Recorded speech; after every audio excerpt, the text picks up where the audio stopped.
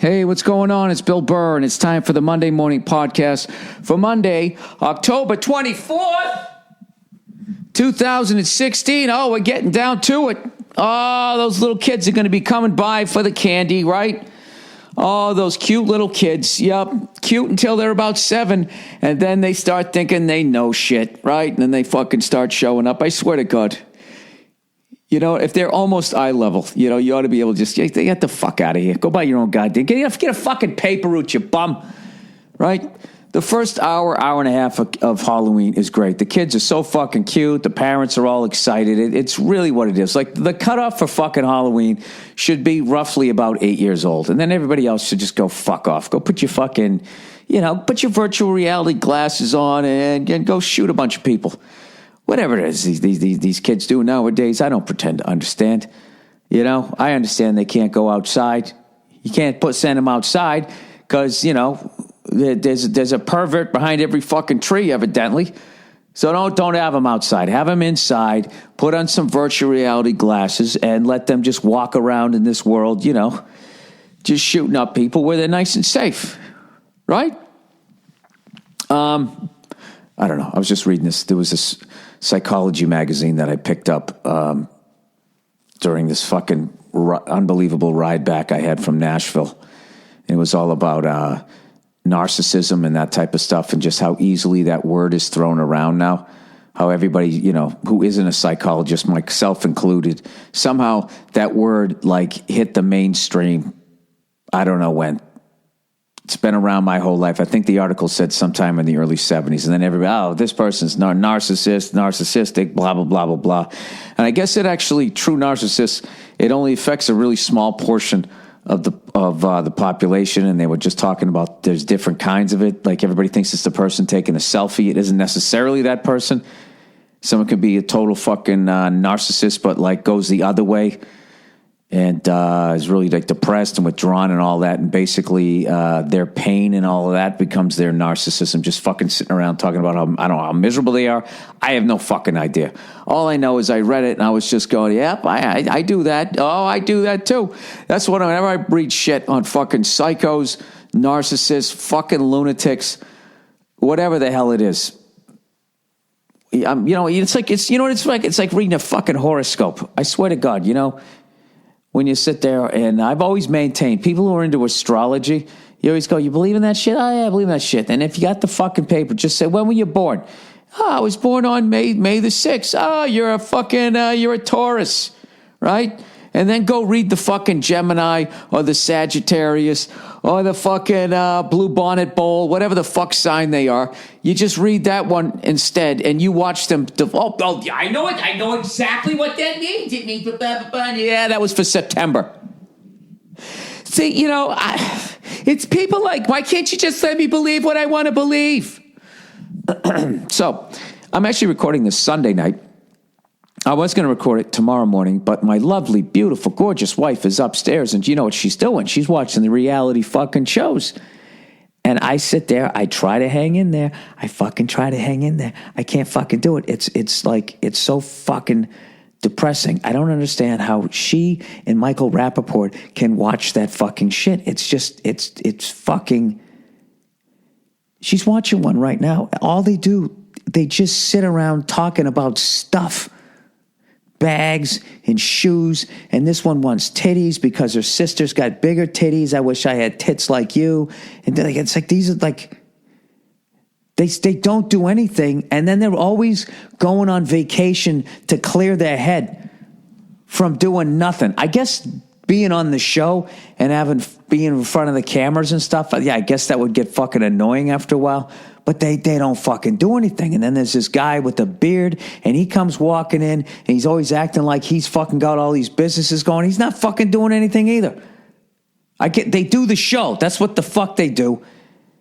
And so I'm hanging in there, and I'm trying to watch. And then they do that horrible, you watch them talk about the shit, and then they cut to the people who you just saw talking about the shit. Then they talk about they just talk about what they just did.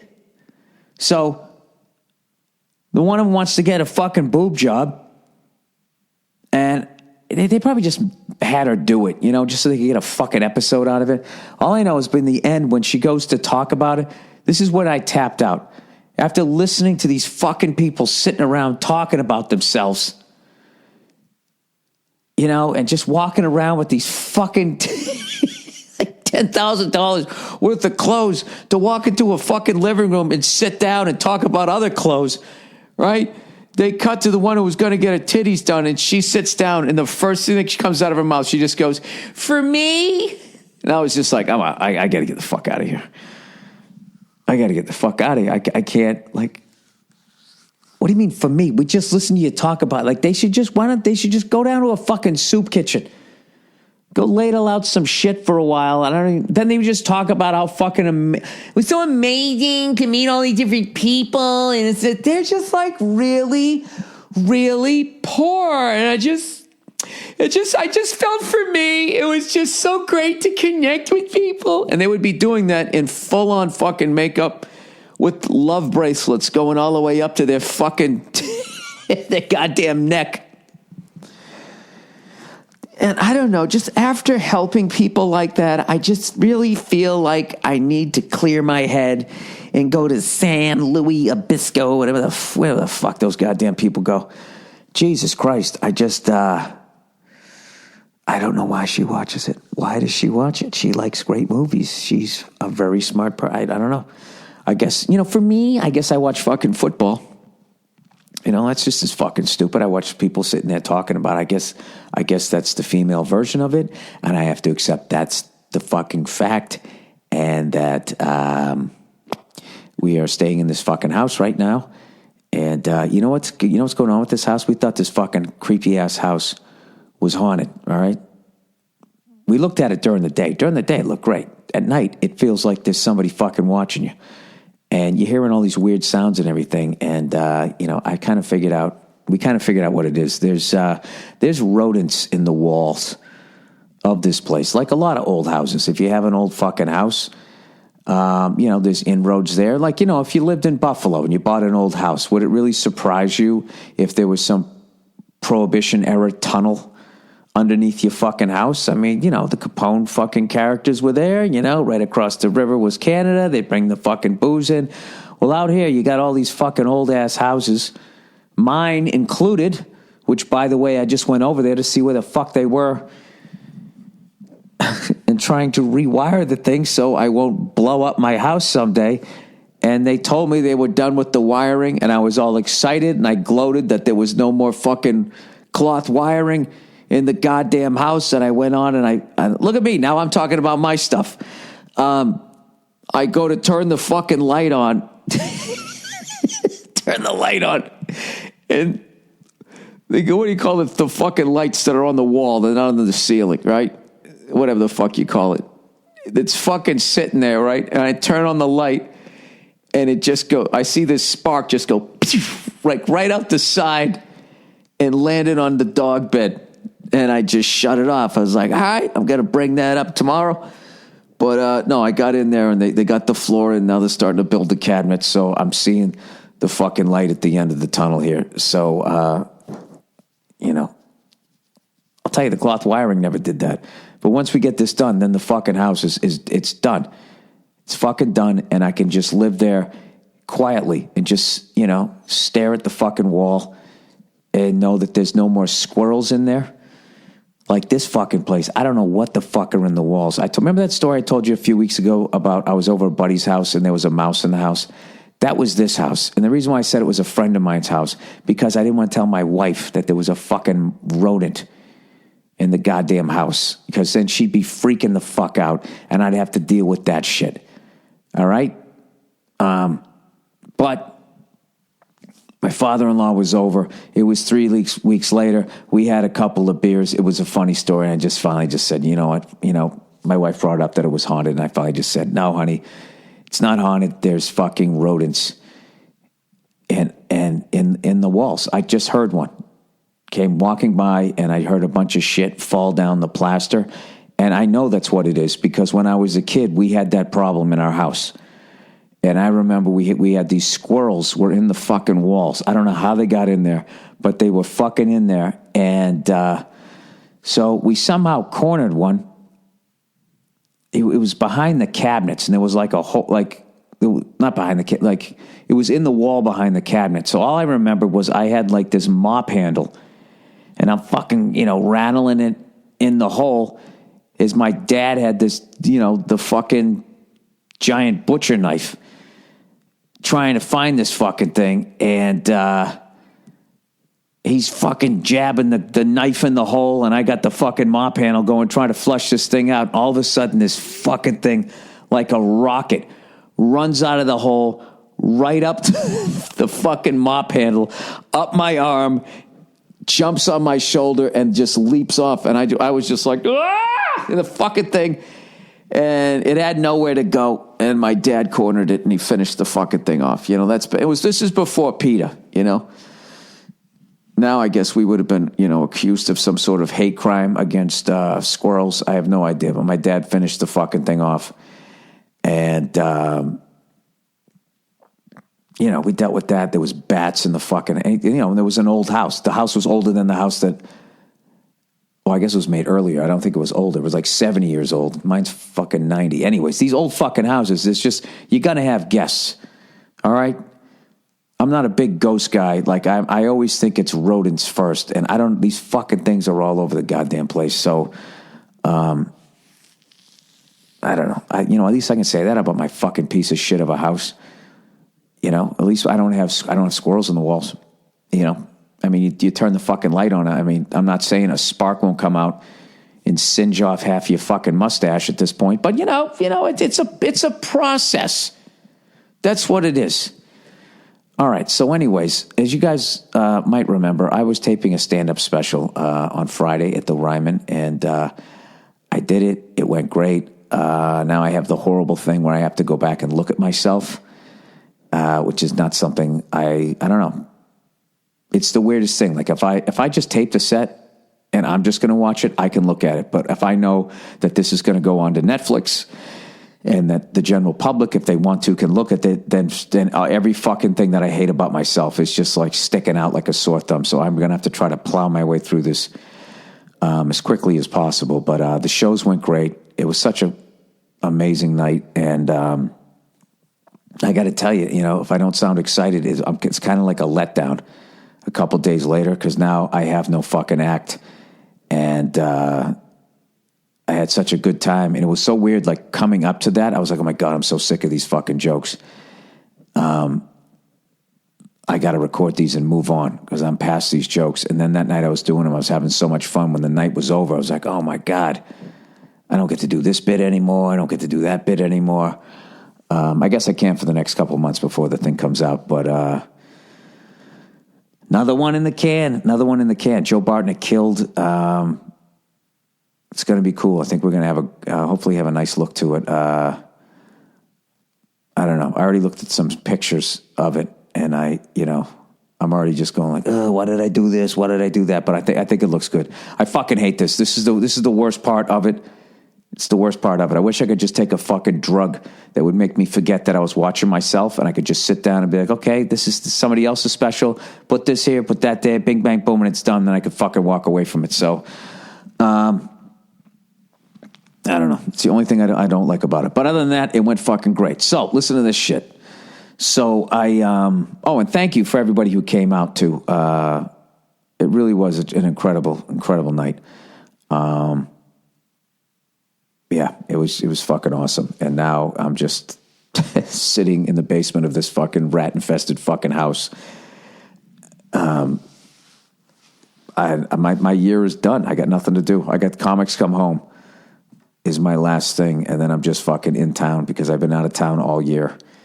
And we got to finish editing. F is for family. And, I feel like, hey, there's the lovely Nia. What do you know? So I'm going to tell him the story here. Do you want to jump on? Okay. I'm going to tell him the story of that flight. Oh, yeah. That I had. You want me to? I'll hit pause here if you want to grab a mic. You don't have to pause. Keep doing your thing. Okay. Well, do people really want to listen to you unwrapping that shit? All right, I'll tell you a story. So anyways, Nia was supposed to come out and see me. right? And then for whatever reason, you weren't able to make it out, right? Right. For whatever reason. Whatever reason. Yeah, whatever reason. The doctor said you're not allowed to fly in your current condition. That's right. Yes. So I'm like, all right. I guess I'm out there by myself. And so I was gonna hang out with her on Saturday, go around doing all the dumb shit, Barbecue. Yeah, we were going to get barbecue, and then we were going to go to that fucking restaurant that every fucking person goes to that was in that show Nashville that you loved. The Bluebird Cafe. All right, the Bluebird Cafe. We're going to do all of that shit, and then at night I was either going to go to the Penguins Predators game or I was going to go to the Vanderbilt football game. But you weren't allowed to go, so I said, fuck it, I'll come back Saturday. Or as they say in Boston, say, right? That's right. So I had hang on, let me turn your fucking mic on here. You good? Yeah. Can you hear me okay? Yeah. So you like how I'm able just to put the thing together? Like I know how to do it now. Yes, you do. What I didn't like is that you've been driving that wonderful car that I got you for a year. And you've never checked the oil or had anybody check it. I thought you knew to do that, to at least... I mean, I think I knew in like as a general concept that's a thing that needs to happen. But yeah, thank you. But as a concept, this is the thing. I didn't know shit about cars or engines, really. Not as a concept. I knew that you had to do it, but I just went on YouTube. I went on YouTube. How does an engine work? I just started with that, and then I got all the way up to I started watching Gas Monkey. I started watching Eric the Car Guy. Eric the Car Guy is great, and you just learn. Eric the Car Guy, you'll even learn about electrical. I mean, that guy fucking knows everything, and you can, get your head around what's going on underneath the hood. Right. It all needs to stay lubricated, and it needs to stay cool. Those are the two big things. Cool and lubricated. Cool and lubricated. Okay, got it. If it gets too hot, the block could crack, or the pistons and everything. You literally just seize up the engine. Okay, so you haven't put a lot of miles on it. So here's the thing. So I go out there and I'm going to show her, I'm going to show her how to check the oil. Right. So I go into the cockpit of this fucking thing, and I'm trying. Then it's not even labeled where to do it. I finally find the piece of plastic because you don't want to tug too hard on any of it. Some of it's just parts that come apart, and then there's the fuses underneath there. So I finally find it. I pop the hood, and I clearly see where you put the oil in. And for the life of me, I cannot find any dipstick anywhere. And I'm like, where the fuck is it? Where the fuck is it? Where the fuck is it? And I finally Googled, your make and model. Mm-hmm. Where is the dipstick? And it's all on the dashboard now. Yeah. It's if you're low on oil, it's gonna tell you, which I guess is more convenient or whatever. But I don't know. It told me that my tire pressure was too low. But I get nervous as far as if that fucks up. Yeah. The dipstick is great. You stick it in there. Well, actually, you pull it out, you wipe it off first. That's what I was doing. Then you stick it in, you pull it out, and it'll show you if you need, add. It'll say full, and then there's this little round thing where you're going too high and you have too much oil. Little round, little circle, as they say, little shape of circle. That was it, and it's just not fucking there. So, anyways, let me tell you. So, leaving Nashville, so I go, all right. She can't fly out, so I'll fly back Saturday and I'll hang out with her, right? Mm-hmm. So I go over to the airport. I get there nice and early. I drop off the rental car. I'm all zippity-doo-dah because I'm nice and early. I get all the way to the gate, long-ass fucking walk, and I realize that I didn't give the car keys to the people there at Budget. I'm like, fuck. So I had to walk all the way back. I wasn't on the other side of security. I just walked all the way back. And then I came nice. I'm thinking in my head, see, this is why I leave plenty of time. I'm not losing my temper. Everything's fucking fine. This is the new bill, right? I'm not going to the new bill. I'm not going to be. I'm trying to find the humor in things. Okay. All right. I had my checks for my gigs this week. I go down to the bank tonight because I don't want to deal with the clusterfuck of the bank during the day. with a bunch of people who don't understand how to handle their money. Their money is fucked up, and you're standing behind them in line, and it takes for fucking ever. And they're always yelling through the bulletproof glass at the other person as if that person went out and bought too much shiny shit with their money, basically speaking, all right? I'm not talking about that Wells Fargo crap with those cunts, what they did. And then they paid off those 5,000 people. Like, all right, get the fuck out of here. Here's a little confidentiality agreement. You guys all collectively yet individually came up with this fucking scam. It wasn't me. Anyways, plowing ahead. So I go down to the bank, and it takes, I had like 3 checks. It takes 2 out of 3, and it won't take the last one. And I started to lose it. I distinctly remember slapping the ATM machine and hearing my wedding band ring when I did it. And I was just like, I went up to 8. 8 for me. 12 for any other normal person. But it was an 8 for me. And I was like, Bill, just fucking relax. It's all fine.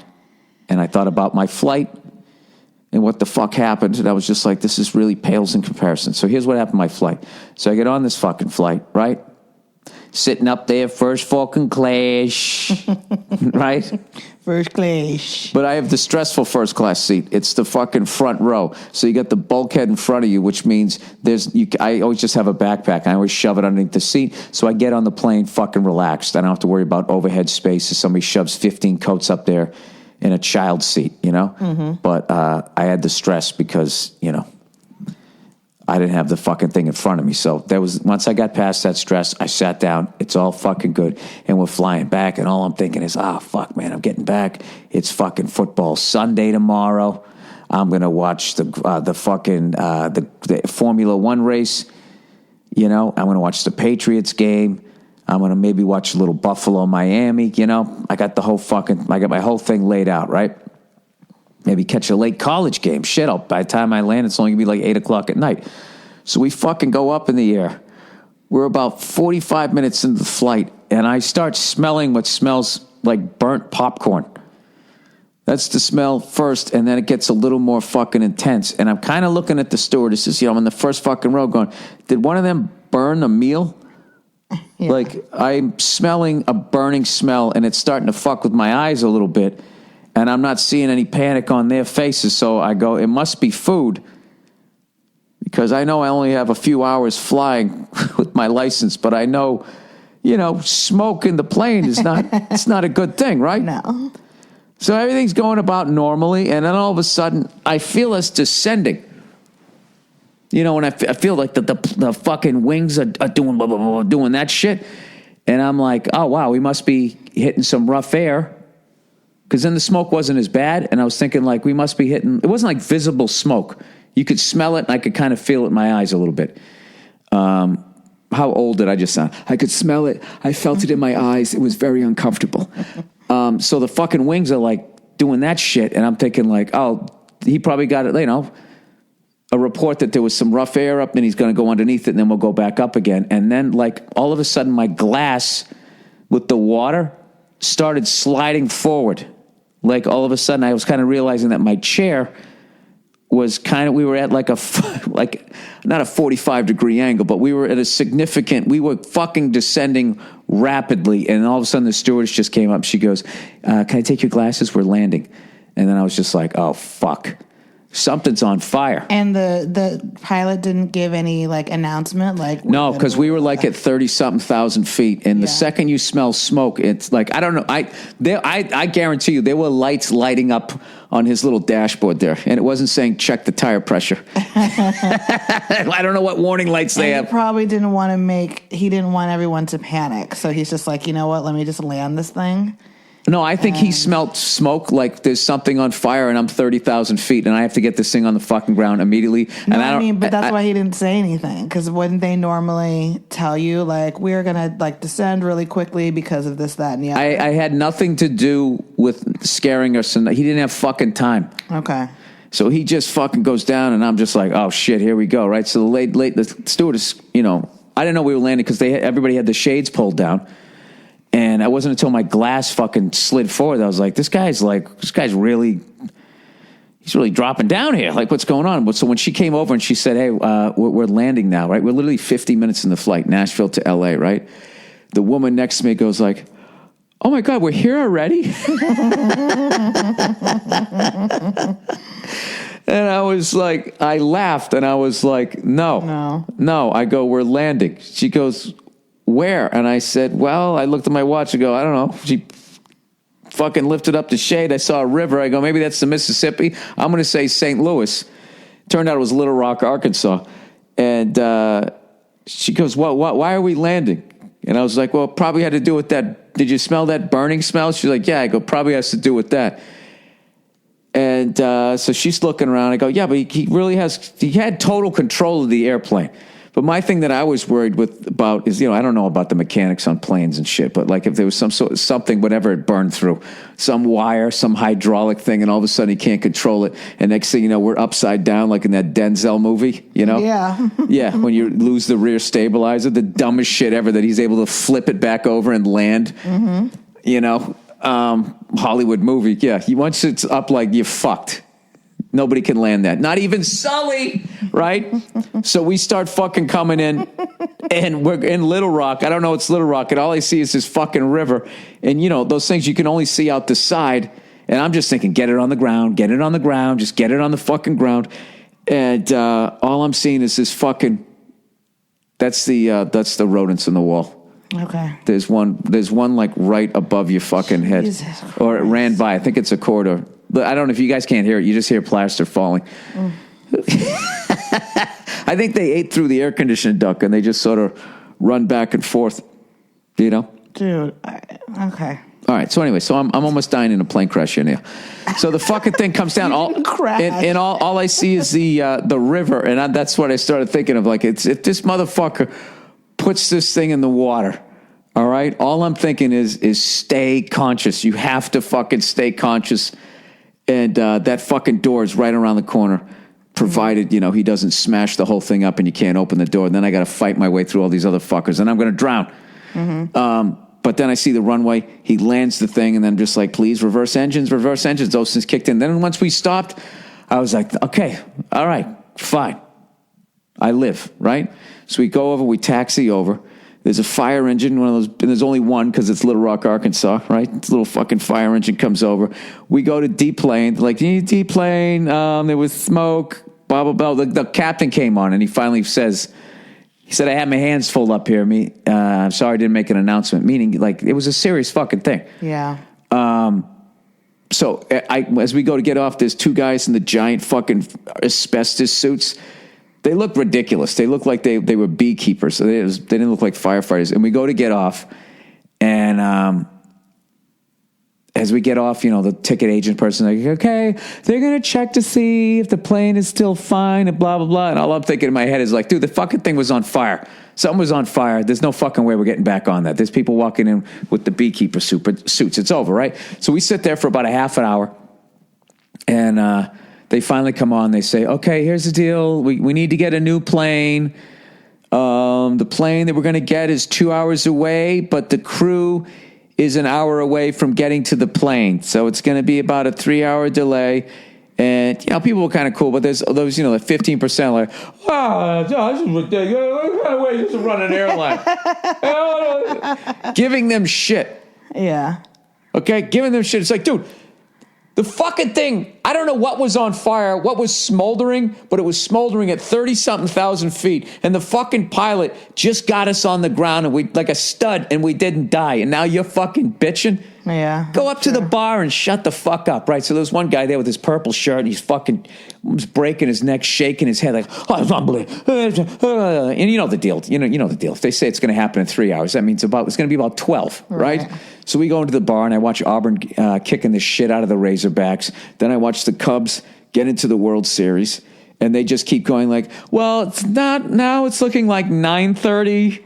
And then they do that. It's looking like 10:10. We're thinking 10:46. And people just eat more. Freaking out. Then they change the gate. And everybody just is gradually more and more like freaking out. And then they're vacuuming up the airport. It was the Hillary and Bill Clinton airport. The Bill and Hillary Clinton airport, which was, basic seats. The Clintons, they stole so much money. There's only so much left for the airport there, right? So long story short, we landed about 4 o'clock or 5 o'clock or something like that. The plane, we didn't get on the fucking plane to get out of there until like a little bit after 1 a.m. And this is the thing, like the person goes, okay, so the plane's here. And then everybody's just like, so it's going to take us to LA now? And the guy just goes like, oh, no, the plane's going to take you back to Dallas. Everyone's like, oh. Everyone's like, Dallas, we came from Nashville. What kind of way is this to run an airline? They're like screaming at this guy. And I sat the whole time. I just sat there laughing my ass off going like, who gives a fuck as long as we're not dead, right? Mm-hmm. Like I just couldn't it was fucking scary, right?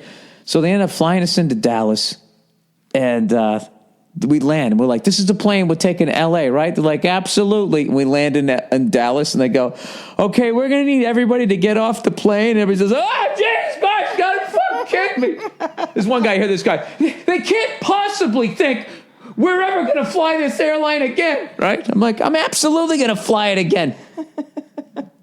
One of the guys who works for them just flew a plane that was somehow on fire from 30,000 fucking feet down to the ground. It's a great airline. It's a great fucking airline. So we get off the fucking plane, and I slept on the fucking floor waiting for the get back on. We ended up getting back on, and we ended up landing at I think 10 in the morning. And I actually figured it out. It took 16 hours for me to get back from Nashville.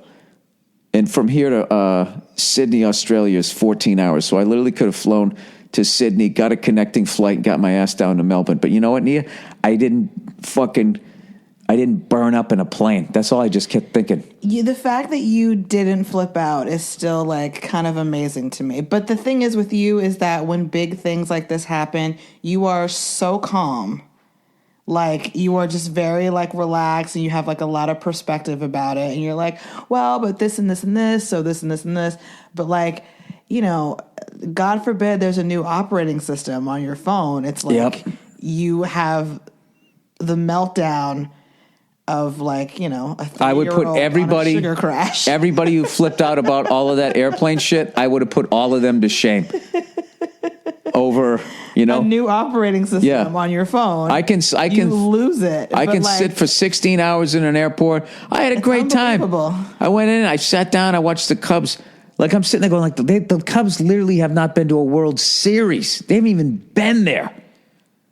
As bad as Cleveland is, they haven't even fucking gotten to the World Series in 71 years. That's almost impossible. If it wasn't for them, it is impossible, because I don't think anybody else has ever fucking done, just not been there.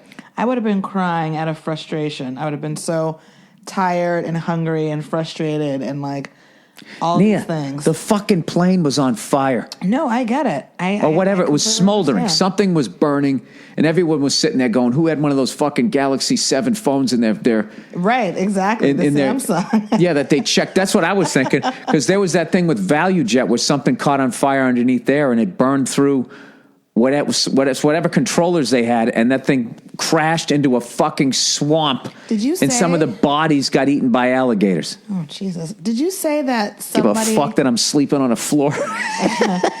Did you say, at the airport, somebody asked about that phone? They were asking people if anyone had that phone? Oh, when we got back on the plane the second time. Yeah. They said, if anybody has a Galaxy 7 phone, can you notify the stewardess? Yeah. Which is hilarious to me. Okay, that happened on a plane. That guy's phone started smoking in his pocket. He went to turn it off. He put it in his pocket, and then right. or something like that, and it started smoking. Yeah, but that's not going to take down a plane. If it's in your bag and it starts smoking and then ignites with the shirt or some shit like that, and you have a bad canvas suitcase. Well, why could not have happened? And it eats its way out, then I think you're in trouble. But what's he going to do? Just stare at his pocket as it slowly catches on fire going, oh my God! I think that's exactly... Oh my God, what do I do? I think that's pocket's on fire! We're all going to die! Yeah, I think that's exactly what happened. Dude, there was a guy that literally tried to light his fucking shoes on fire, and everybody just beat the fuck out of him. That's what happened to this guy. And he was trying to take the fucking plane down. Yeah, those phones are like fuck. They always exaggerate. They always exaggerate. Like you went through. If there's anything smoking on a plane, on a pressurized fucking enclosed, thing, not vehicle, but you know what I'm saying, vessel. Yeah. You got to get everybody out of there. Better safe than sorry. I know, but it's like, okay, so your phone starts catching on fire. Mm-hmm. How long are you going to take it out? Like, oh my God, what the fuck? And then take your little complimentary glass of water and dump it on it, and it's over. You know what? I don't know what he did after that. I'm sure he took it out and was like, oh shit. I know exactly what he did. He grabbed somebody else's phone and took a selfie and said, hashtag fuck my life. And then he got a deal. He got some sort of internet deal. And now he makes $400,000. He's the fuck my life guy. And he runs around and he does splits in front of people like they do with the blonde hair. That fucking 60-minute segment really chapped your ass, didn't it? It didn't. No, Bill and I, wait, the little backup. Bill and I just watched this 60-minute segment, right, about social media influencers.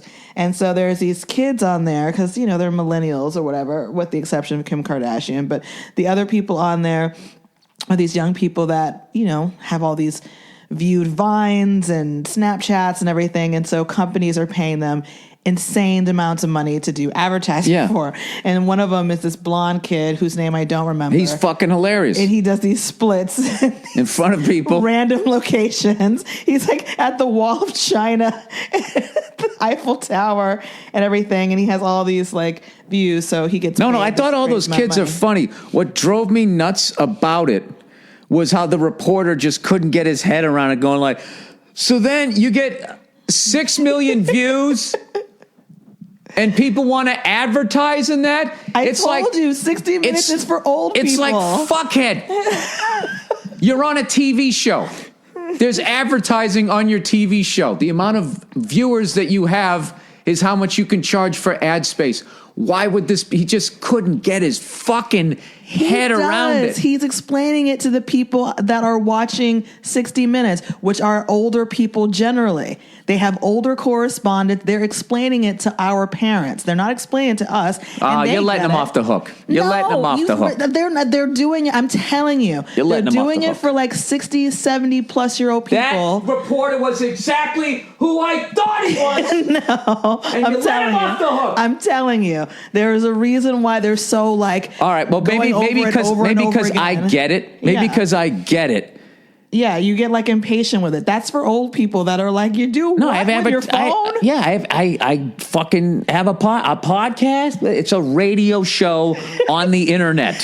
Enough people listen. People will advertise. I know, but explain that to like I shouldn't even say 60. My dad's 65, and I think he would grasp that concept.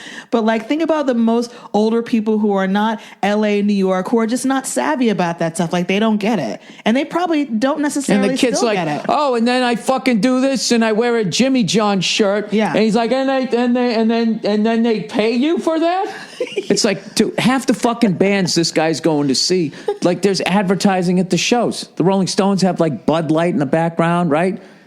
I know. I just think I really think that they're explaining it for older people who don't understand what it means to go viral. They don't even know what that word means. It's a new phenomenon for them. They don't get it. That 60 Minutes is not for people. No, it's a new word for what the fuck they've been doing. Yeah. 60 Minutes went viral in the 60s. It was a hit show. Right. It just wasn't viral. It went because fucking... there was no internet. TVO. So viral. Whatever the fuck you call a hit TV show. Right. But viral... And do you think there was people from the 1800s still alive going like, so you're in that box and the more people that watch it, you make more money? Yes, that's exactly how that works. Yeah. It was fucking like, but he said it to every one of them. I know, but I'm telling you, he was explaining it for the older people at home that don't understand these things. And Kim Kardashian couldn't have broke it down any more for him.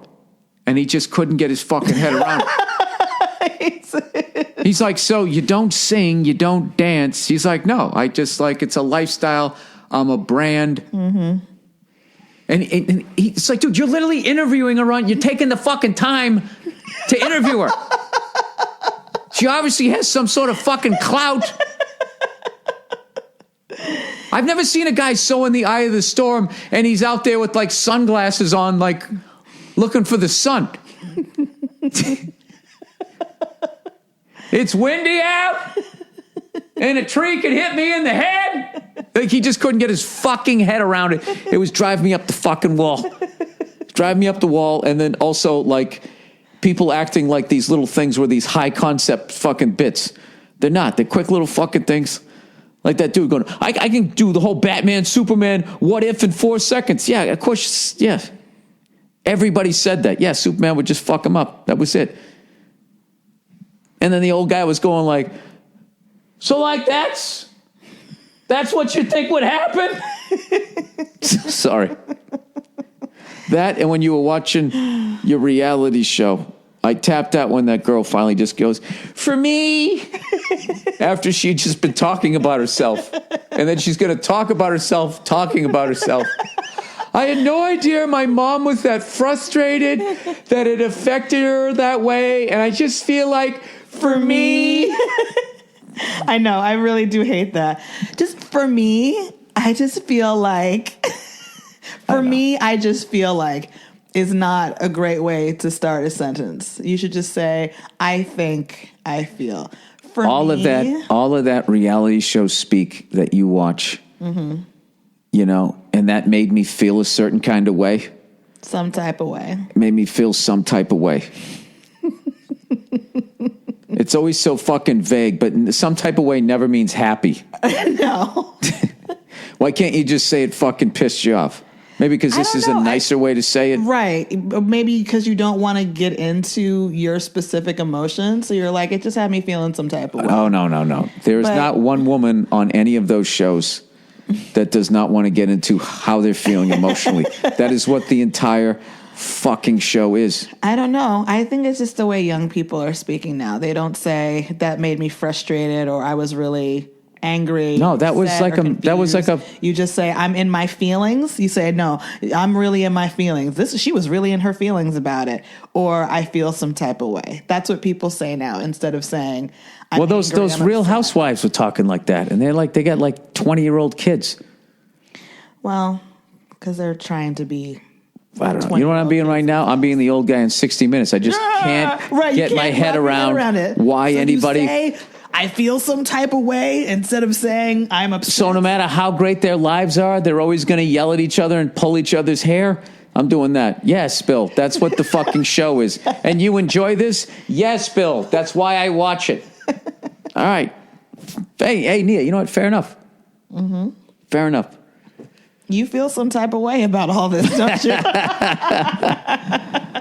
Oh, my God. That guy in 60 Minutes, it was like, I swear to God. Imagine. I wanted to eat the glass I was drinking out of. Explaining to your dad that whole concept. Listen. That's what that man was doing. Yeah, and my dad would get it. Your dad would be like, yeah, sure. No, yeah, he wouldn't listen. Yeah, what'd you say? Okay. Christ, Bill, I'm tired. Okay, I don't need to hear this shit.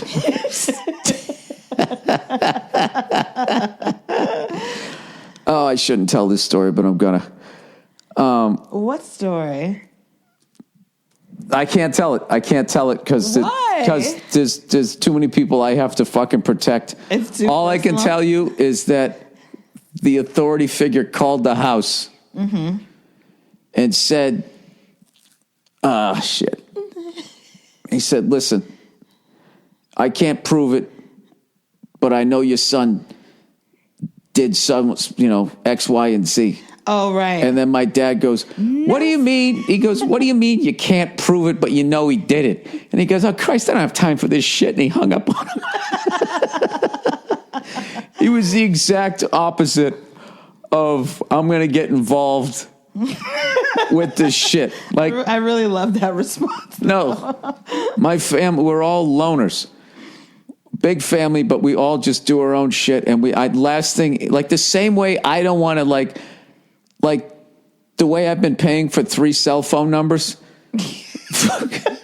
for the last, I didn't even realize it. To do the backstory, one time I was on the fucking road and Nia calls me up. She goes, why do you have like 3 different cell phone numbers? What the fuck? Are you living a double life? Yeah. And I go, I don't. I got 1. She goes, no, you got 3. I go, no, I don't. I got 1. She goes, I'm looking at the bill right now. And what it was it was back in the 2000s. I was so confused / angry / annoyed / okay, maybe it's just not what I think it is or whatever. But I'm like paying all the bills since you're on the road. So I'm like going through everything. And I'm like, this motherfucker has 3 numbers. Why? Why on earth would he have 3 numbers? I've only seen 1 phone. Does he have a secret phone, like a secret cell phone? I got a little flip phone. Because I know men do that sometimes. They have a secret little bat phone. All right, this is what it was. This is what it was. Back in like 15 fucking years ago. Wasn't that maybe 12 years ago? It was when I was with you. Mm-hmm. I would go on the road, and this is before like smartphones and all of that, and you had to get the internet. And I'd go to these hotels, and they would charge me like $12.99 a day, $15.99 a day, and I wasn't making shit on the road. And it would add up.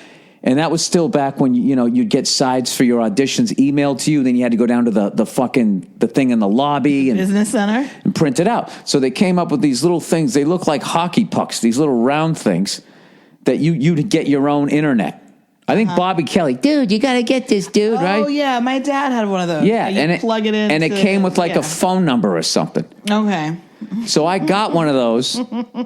They explained how to do it. I did it one time. It worked. It didn't work again. And then I forgot about it to the point I forgot I even had it. And then I got another one.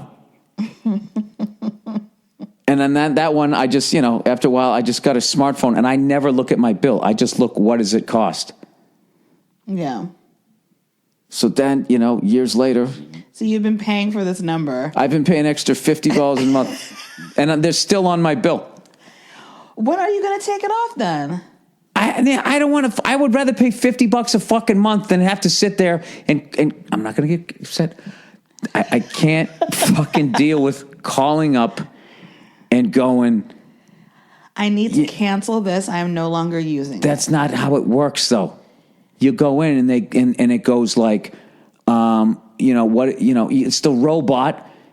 And then it's going like, if you want to do this, press 1. If you want to do that, press 2. And you always are existing at like 1.5. It's like a little bit 3, but a little bit 4. And you're just like, Operator. You press 0. I'm sorry, that doesn't fucking work. And then the worst thing ever is you get on and you say, yeah, who am I speaking with today? William Burr. Can I get your zip code? Can I get your fucking first goldfish's name? Can I get this? Can I get that? Can I get that? And then you tell them what the problem is and they go, okay, I'm going to have to transfer you to somebody else. I'm like, hello. And then they go, okay, who am I speaking to?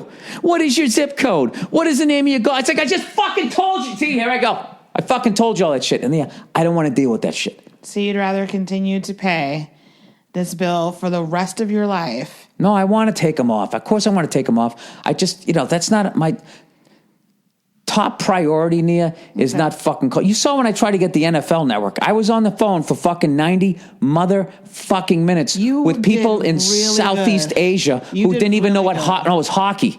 Yeah, you did really good. I was very proud of you that day. You were so calm. You were so polite. You didn't freak out. You missed part of it when you left. And I was just like, listen, I'm not trying to be a jerk, but this is your second language and you don't even know what the sport is I'm talking. This would be like if you called me up and I, Rosetta Stoned how you speak and you want to watch cricket. Rosetta Stoned? Yeah. And they would just...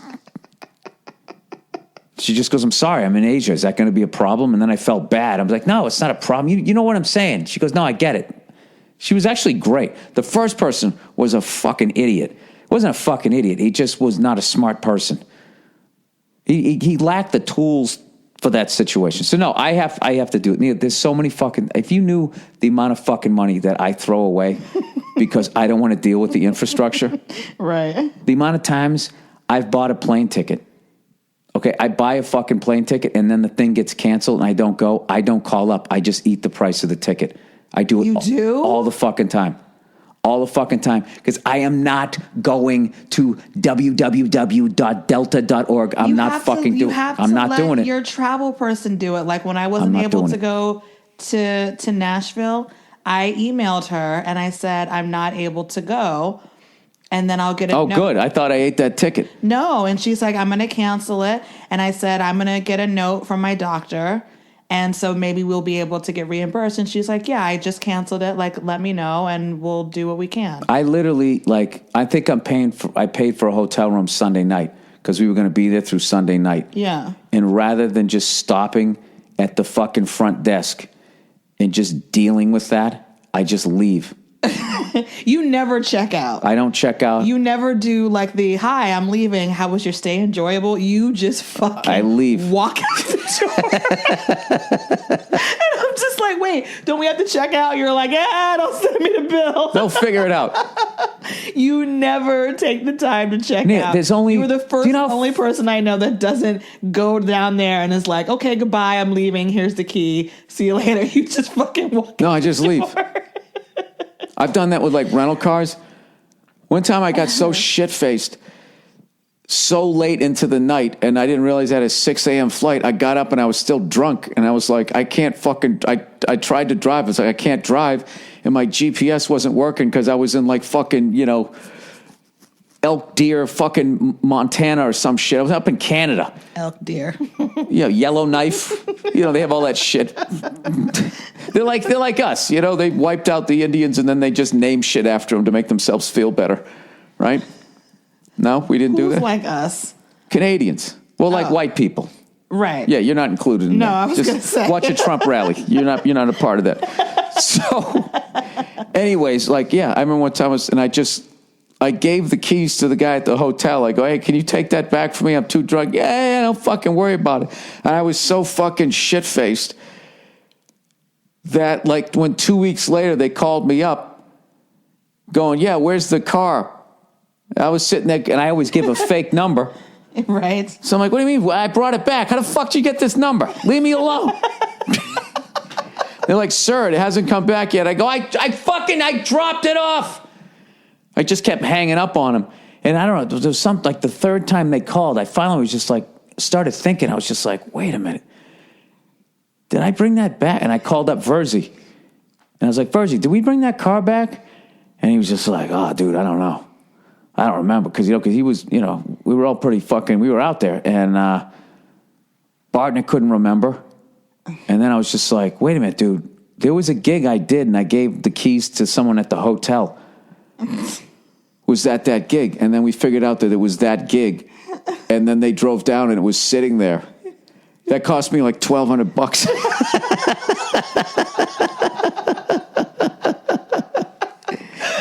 Do you realize the house we could be living in? Ridiculous. No, I do it. It's so I do ridiculous. it all the fucking time because I don't give a shit. Money to me is you're just writing a number on a piece of paper. And it's just if you just get past the fact that it actually has value. Do you know what if you a privileged position you're in to be saying that? I've always been that way. $50 a month is a lot to a lot of people to just be throwing away. You know what I mean? That's the thing. Listen, don't guilt me because Nia, I fucking time out. Time out. No, fuck that, Nia. Fuck that. I didn't know anybody in this business. I didn't take the safe fucking route. Okay, and go for the fucking, I'm going to go do something else. You earned the right to blow $50 a month on numbers. No, it's my fucking money. I don't want to fucking deal with that shit. I tried to be in the office area. I wore a fucking tie. I tried to do it. I sat in on meetings, and I literally all I would think about is whoever was talking, I wanted to run right at them, dive over their shoulder right through the fucking window, and nosedive into the fucking parking lot. I can't live in that fucking world, so I picked this shit where 99.9% of people fail. All right. So I took all of my chips, I put it on the fucking 1,000,000-to-1 shot, and it fucking came in. And one of the perks of my fucking business is I don't check out. I walk out.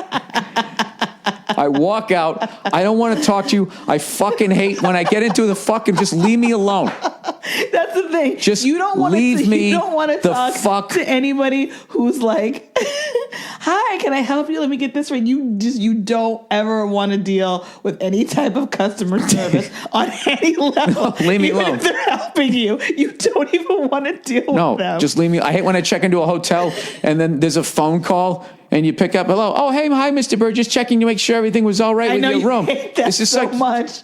You hate rooms. You hate housekeeping services. Turn down service. You hate all of that. Oh my God! When my last one, like the lady was coming in, I'm like, she's knocking on the door. She's like, hey, room service. I'm like, I'm all right. She just kept coming. I'm like, I'm all right. Like, get out of here. I feel like I paid for that fucking room. I got the sign hanging out on the other. Do I have to have a guard out there? He wants to be left alone. What the fuck? What the fuck does that mean? Is everything all right with the room? First of all, I'm an adult. If there was, I'm glad you called. There's water pouring in. I didn't know what to do. The fucking room's fine. The bed is on the ground. There's a mattress. And I lie on it. I know how to use everything in here. That's it. That's it. Whenever we go to hotels, if we're on vacation or anything, and I'm like, Bill, can you, especially if we're in a foreign country, I'm like, Bill, can you call down and, ask them if they can make reservations or whatever, if it's like a different language. Bill always goes, no, you're better at that stuff than I am. And I'm like, all you have to do is ask them to do something. And he's like, no, I can't. No, I'm not. You have to do it. I'm not good at it. I'm not good at it. It's funny. When I got to Nashville so early, right? And I went into like the Sky Lounge thing. I'm not going to say the airline I always fly, right? But I finally, somebody convinced me to fucking, go into the Sky Lounge area, right? So I go, all right, I'll fucking do that. But then that thing's fucking stupid because then you have to get to the airport early to make it worth it. It's like, I don't want to be here. I want to get here as late as possible, immediately get on the plane and get the fuck out of here, right? So anyways, I got there really early to Nashville. Didn't know that my fucking plane was going to catch on fire. So I go in there and they go, I go, yeah, I don't have my card on me. And then they go, what's your name? What was the name of your goldfish and all of that fucking shit? And I go through all of that. And then she looks up. She goes, oh, here you are. And I never use miles either.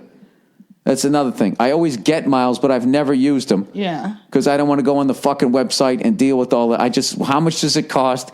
I'll write it on this piece of paper and fuck off, right? So she looks in and her eyes just go like big as saucers. She goes, you have 824,000 freaking flyer miles. I was like, oh, yeah, do I ask? I thought you have used... Yeah, you want them? Yeah. Because I ain't going on the fucking website. I thought you used miles in the past when I first started flying with you to gigs. Didn't you use them then? When I was making no money, when I made no fucking money, and then we were going to go on vacation, yeah, and I wanted to fly first class, they would use up all of my miles. Right. But then once I started making money, it's like I don't have to fucking deal with that anymore. I hated doing that because I'd call my travel agent and say, oh, I'm sorry, I can't do that. You have to log on. Just go to fucking Continental. I used to fly Continental out of Newark all the time. You'd have to go to, I'm not good at it. I fucking hate it. I would rather just give you the money. You have to ask our travel person to do it. Do you know that when I went to meet you, when I went to Chicago... Hey, if I get over 1 million, do the pilots come back and say hello like they did with George Clooney in that movie? Maybe. I'm getting up there. You are getting up there. But I got bumped or something like that. And so they give you the voucher, like it's a $300 voucher and whatever it is, $300 voucher. Do you know I took that... I scanned it and I emailed it to her. And I said, by the way, I got this voucher. So if you can use it towards Bill's next flight. And she was like, oh, great. Actually, I can. I'm like so on top of that shit. You would have been like, this fucking voucher. Do you know how many times I got a voucher? Thrown in the trash. I lose it. I don't even know where it is. Yeah. No, I held on. What am I, some old lady eating cat food? Once again, this is something that like most people would be like, oh, good, I can use this towards the next thing. And you're just like wiping your ass with it. I'm not wiping my ass with it. Look how I dress. Like I got corduroy. I'm dressed like Malcolm Young on the Power Age tour. Some old white dudes get that reference. I live within my fucking means, and it affords me an ability to not have to sit there. Hey, you got a voucher? Stand there. All right, sorry, the batteries just died there. I had to cut this out. Yeah, first of all, you're making it seem like I'm this spoiled rich kid who goes around burning, lighting $100 bills on fire. Nia, I've always fucking been that way. I've never, when I wasn't making any fucking money and I was staying at the Ocho de la Super way back in the day, right? And they'd always have the continental breakfast, and you got to get down here by 10 a.m. And I did it one time, and I'm standing in line with all these people with these fucking old loafers, hoping they're not going to run out of batter for the fucking waffles. And I'm just sitting there going I can go to Denny's like a gentleman and just sit down and order a fucking waffle. I don't need a free fucking waffle. You know what I mean? That's like miserly shit to me. Mm-hmm. I get a voucher. All of that shit. I remember one time I was so fucking mad, they fucked me over so bad on this plane that I actually did that old lady shit. And I walked in and I was like, I've been waiting and I paid for this and blah, blah, blah. And my bag took all this fucking time. And then they were just like, all right, you got to go on the website. And I was like, I know because you don't think I'm going to do it. You don't think I'm going to do it. I went home and I fucking did it. And I took all of that time. And then there was, they just kept calling, emailing me back, and I kept having to confirm shit. And then I finally just said, fuck it. I don't have that fight in me. Mm-hmm. You know what I mean? I don't wait for sales or any of that shit. If I need it, I go in and I fucking buy it.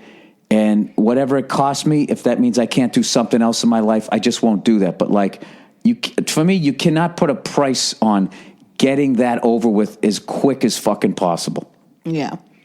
No, I'm giving you a hard time, but you do have a very healthy attitude about money. You're really good with money. You've taught me a lot about being responsible about money. But I think I have definitely that mentality of taking advantage of little stuff like that and oh my God, this costs extra. I have to cut it out, even if it does inconvenience me in some way. I just have that. I am a coupon person. I am a sale person. I'm always but it was on sale. It's discounted. That's still the way I love my that shit. mind works. I love that shit. Yeah, it was on sale. Yeah, it was still $700. So you go the other way. But it was on sale. All of your fucking shoes and shit. All of this shit everything that I buy for the most part is on sale. I use so many discounted websites. Yeah, but it's still expensive as shit. Yeah, but it's not as expensive. Oh, Jesus Christ. I walk around and American Airlines is going to give me a free peanut butter and jelly sandwich because it was 20 minutes late. And I'm like, hey, dude, you know what? Keep your fucking sandwich. I'll buy my own sandwich. And you're making me act like I'm a fucking, a Trump or some shit. And you're over there buying $1,000 pair of shoes. Oh, it's on fucking sale. Drive me nuts with that shit. All right, I got to read some of the, I haven't even done any of the advertising. Let me see something here. What have you been doing down here this whole time, huh? Listening to the rats in the fucking wall. For me, I just feel ugh. All right, where's the advertising here? Here we go. I will tell you, I don't know, something, there's people that I grew up with that were really miserly like that. And they didn't leave good tips, and they just blah, blah, blah, blah, blah. It's just fucking paper. Just give it to them. Make them happy, and let's get the fuck out of here. But when you don't... let's just get the fuck out of here. But if you don't have a lot of it, you have to be miserly. You have to find a way to, survive and get what you want and still have some to live. I moved to New York City. I ate spaghetti every night. I had a chair that became a fucking table. I did that all the fucking time. I can live on fucking nothing. I did it. But you know something? I still had money in the bank because I saved up for my day jobs because I knew New York was going to be expensive and I wasn't going to be that fucking guy going, oh God, I'm down to my last $20. How are you down to your last $20? Mm-hmm. How did you get yourself into that fucking situation? Okay, I'm talking about white male heterosexual. How the fuck did you get yourself in that situation? You fucked up. You fucked up your money. You're an adult. Right. So You know how much money you're making. You know what your fucking bills are. But, you start making money, and for the first half of the month, you're walking around acting like you make 3 times as much, and then the end of the fucking month, you're going to come to me and act like a fucking pound puppy, like you're, like the world did you wrong. It's like, no, you fucked yourself over. I believe you guys say you played yourself. You played yourself. Congratulations. You played yourself. Yeah, that's why I hate going to the bank at the beginning of the month. I hate it. It's a bunch of people whose money is fucked up. Okay? And it's depressing to see because they should have been educated on how fucking money works. What do you mean? The first of the month when people get paid? And they're or paydays, Saturdays, the day when the general fucking public goes in there. Every fucking fifth person is in there yelling through that bulletproof glass and can't understand. It's basic fucking math. Right. You put 200 in there, you withdrew 200, so you don't have any money left. I don't know. It's very rare that I fucking stick up for the banks, but when there's fucking people in there, I mean, there's all this information online. You know what I mean? There's all this, I don't know. I always had a job. I had a paper route since I was in 3rd grade, and then I had money for my football cards and my candy bars. I had my overhead was fine. And I remember my friends were always like, oh, I'm broke. Oh, I'm fucking broke. I'd be like, get a fucking paper route. Oh, I don't want to get up. Well, then go fuck yourself. Supposed to feel bad for you because you can't get doubles at lunch? You got to go to your mother? How old are you? Oh, I mean, are we 8 years old? Are we 8 years old? Oh, I'm on my fucking soapbox. Right? Everybody should live the way I do. A little enterprising BB. I wasn't enterprising. I just fucking made money, and then I always had it, and I didn't blow it all. The idea of you with a paper route, so you had money for football cards and candy, is the cutest thing I've ever heard. Oh, it's the greatest thing. I loved football cards, and I used to go down, I used to ride my bike up to the corner store, and I would sit there, little freckle-faced me going, the Topps football cards come out yet? Oh, my God. And they'd be like, no, I'm sorry. And I would check every single day. Oh, my God. And when they came out. So cute.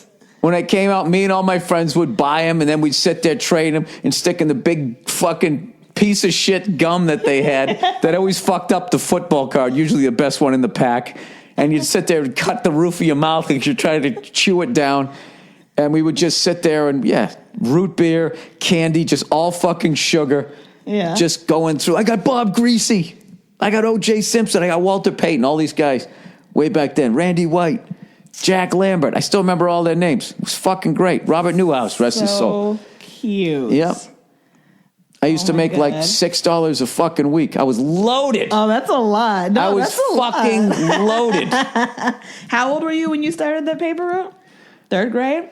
So you're third grade. So you're like 8 years old? And I kept it all the way to like freshman in high school, to the point of like, when the child star is just not cute anymore? No one wants a 6-foot paper boy. I'm not 6 feet tall, but that's just a funny number. So then I immediately went from that to then I just had there was this weird time. I didn't have a job because I was too old to be a paper boy, I felt. And then I was too young to have a job. Yeah, did you have a job in high school? Well, so when I quit my paper route, I didn't have any fucking money coming in, and right. I was not used to that. Uh-huh. I hadn't dealt with that since I was way back in the 2nd grade. This was a crisis. This was my first 2008 that I went through. So I actually went down, I think it was to the principal's office, and I got a worker's permit that allowed me to work underage. Is that what I did? Yeah, to get this job that I wanted. And during the summertime, I used to caddy. Uh-huh. I used to caddy, and I used to try to get doubles, which is 2 bags. And, you'd just be running from one guy to another guy. And hopefully, it was always really bad when one guy really fucking sucked. But if they both sucked, it was brutal. If one guy sliced and the other guy hooked and they both were fucking righties, that was going to be a long afternoon for you. And, I used to do that, There was a couple. I love hearing about your childhood stuff that you did. It's just so funny to me because now at first I pictured you, little cutie freckle face with your cards and your bubble gum and my orange hair. I didn't. I looked like a little fucking There's a such thing as an adorable scarecrow. That's what the fuck I look like. And now you're like a high school kid running around the golf course with 2 golf bags on you. So you literally have worked your entire life. Yeah, then I got this job at this place called Morse Shoe, and we were doing Shoe? Yeah, and it was like I just remember this was the worst fucking job I ever had as far as just like mind-numbingly fucking. It felt like 20 hours. It was like two hours at the end of every school day. I'd take the bus over, and then I would fucking walk home like 2 miles or some shit like that. Back when you just do that as a kid, just walk along a fucking highway and nobody gave a fuck, right? And they had like these little cards, these computer cards with numbers on them, and you had these order forms, and you had these little manila envelopes. I still don't know what the fuck it was. It was something for them to then feed into this computer. This was like 1984 or some shit. I hated that job. Then I got into warehousing. Yeah. And when I got into warehousing, then I got my first loan. My dad co-signed the loan. And For the car? For the car, yeah. But I put all the down payment. He didn't pay a dime of it. I bought the whole I got a 3-year loan from Danvers Savings Bank, 1 Conant Street. I still remember writing the thing. It was $138.63 a month. Still remember that shit. Mm-hmm. Paid that whole fucking thing off. Ended up getting another paper route with the truck where I would drive in the morning. You just went back to the paper route. Was almost like your fault. But I did the warehousing during the day. No, then I had 2 jobs, and I was also then I got rid of that thing. Just because my friends teased me. Oh, what are you, a fucking paper boy? And it felt stupid. It was great. You're like, yes. No, but it was like an extra $100 a week, which was huge, right? So I ended up quitting that. And the fuck did I go from there? I tried selling newspaper subscriptions. Didn't you have a telemarketing type of job? Yeah, I had that. But when I went to college, I went to college part-time, and I paid for my education. Mm-hmm. And all the way to like my last year, my parents helped me out with that. And I also got a loan from another family friend. But I paid all of them back. Mm-hmm. I paid all of them back before I moved down to New York. Now, then when I started doing stand-up, I also had a day job. And I was still living at home, and I was still driving that piece of shit truck that I bought in '85. The red truck, right? Right. And I drove that thing for 10 fucking years. And I remember when the engine died, and I was at work, and somebody was going like, so now what are you going to do? What are you going to buy? And I was thinking of buying, and I was going to buy like a Toyota Corolla, just something like a comic car that could, go like 200,000 miles. And I finally was just like, fuck this, man. I know I want to move to New York. I can spend like a new car, like a Corolla back then was like, this is early 90s, it was like 11, 12 grand, which was a ton of fucking money, especially for me at that time. And, or I could just spend $1,500 and have them rip the engine out and put a new one in. So that's what I did. And I just remember this woman at work. I've told this story before. She just said, she goes, where's the new car? They get a new car. I said, you know what? I just had a new engine put in my truck instead. And she just made this face. She was just like, that was stupid. And fucking walked away. And she was really beautiful too. And I was just like, you know what? It probably was stupid. Because I guess if I got the new car, I could have banged you. I don't know. So, so I had that truck, and that was the one, like my first 3 years of comedy, I drove around doing that thing. That's when I met Patrice. He rode, everybody that I knew from back then rode around in that thing. And then, long story short, there was an electrical fire, and it burned down right before I moved to New York, which was fine because having a car in New York is a pain in the ass. So when I moved down to New York, I had no debt. I paid off my student loans. I had no credit card debt. I got myself out from, I had like the revolving $700 with the credit card debt. I just got myself out of it, and I didn't buy anything. I was like Jimmy the Jet. Take it back. Don't buy anything. Don't fucking, if I could say any advice to any young person out there, okay? When you're young is when they give you those credit cards, man, do not fucking rack those. And if you have, you got to knock those fucking things down. Yeah. Okay? Figure out what the fuck you want to do before you're involved in some sort of serious relationship, which is going to be like, but I want to live here. Fuck all of that. Get on the path you want to get on. Eat your fucking spaghetti in the morning. Whatever you gotta fucking do. If you gotta deliver papers in the fucking morning and all this other shit to do it. And who knows? Maybe then you too can have fucking 9 cell phone numbers and not want to get on the phone. Walk out of can you help me with that? Can you seriously help me with that? Can you just like do that for me? Yes. I mean, I can get through half of it for you. But then eventually you're I'll just going be to in the have to get on background, and phone. when they ask the questions. Yeah, I will help you do that because it's ridiculous that you're continuing to pay for that. That's. But I also thought too, because I thought I signed a contract on them, so I'm worried that I can't get out. There's always ways to negotiate your ways out of that. Like I'm good at that stuff. Yeah, Tell them that I died. No, I'm not going to do that. And that you're taking over the thing, because then they'll feel bad. We'll figure it out without telling anybody that you died. Okay. Well, I'm done for the fucking year as far as gigs. You want to do that? Let's get rid of those other two. Yeah, I want to see what my bill's going to do. Let's get rid of any like extra shit you're paying for because you don't want to deal. Yeah, let's take care of that, please. No, I have a lot of shit like that. There's other things that I remember when I bought this laptop. They were like, do you want to take any classes or anything like that? And blah, blah. And I signed up for all of them. What do you mean? At like the Apple store. Classes? To like teach you how to fucking get better at this shit. Oh, God. Like you were ever actually going to do that. Nope. Never even went once. Oh, did you tell the listeners how you ordered like 20 of those adapters for your new iPhone 7?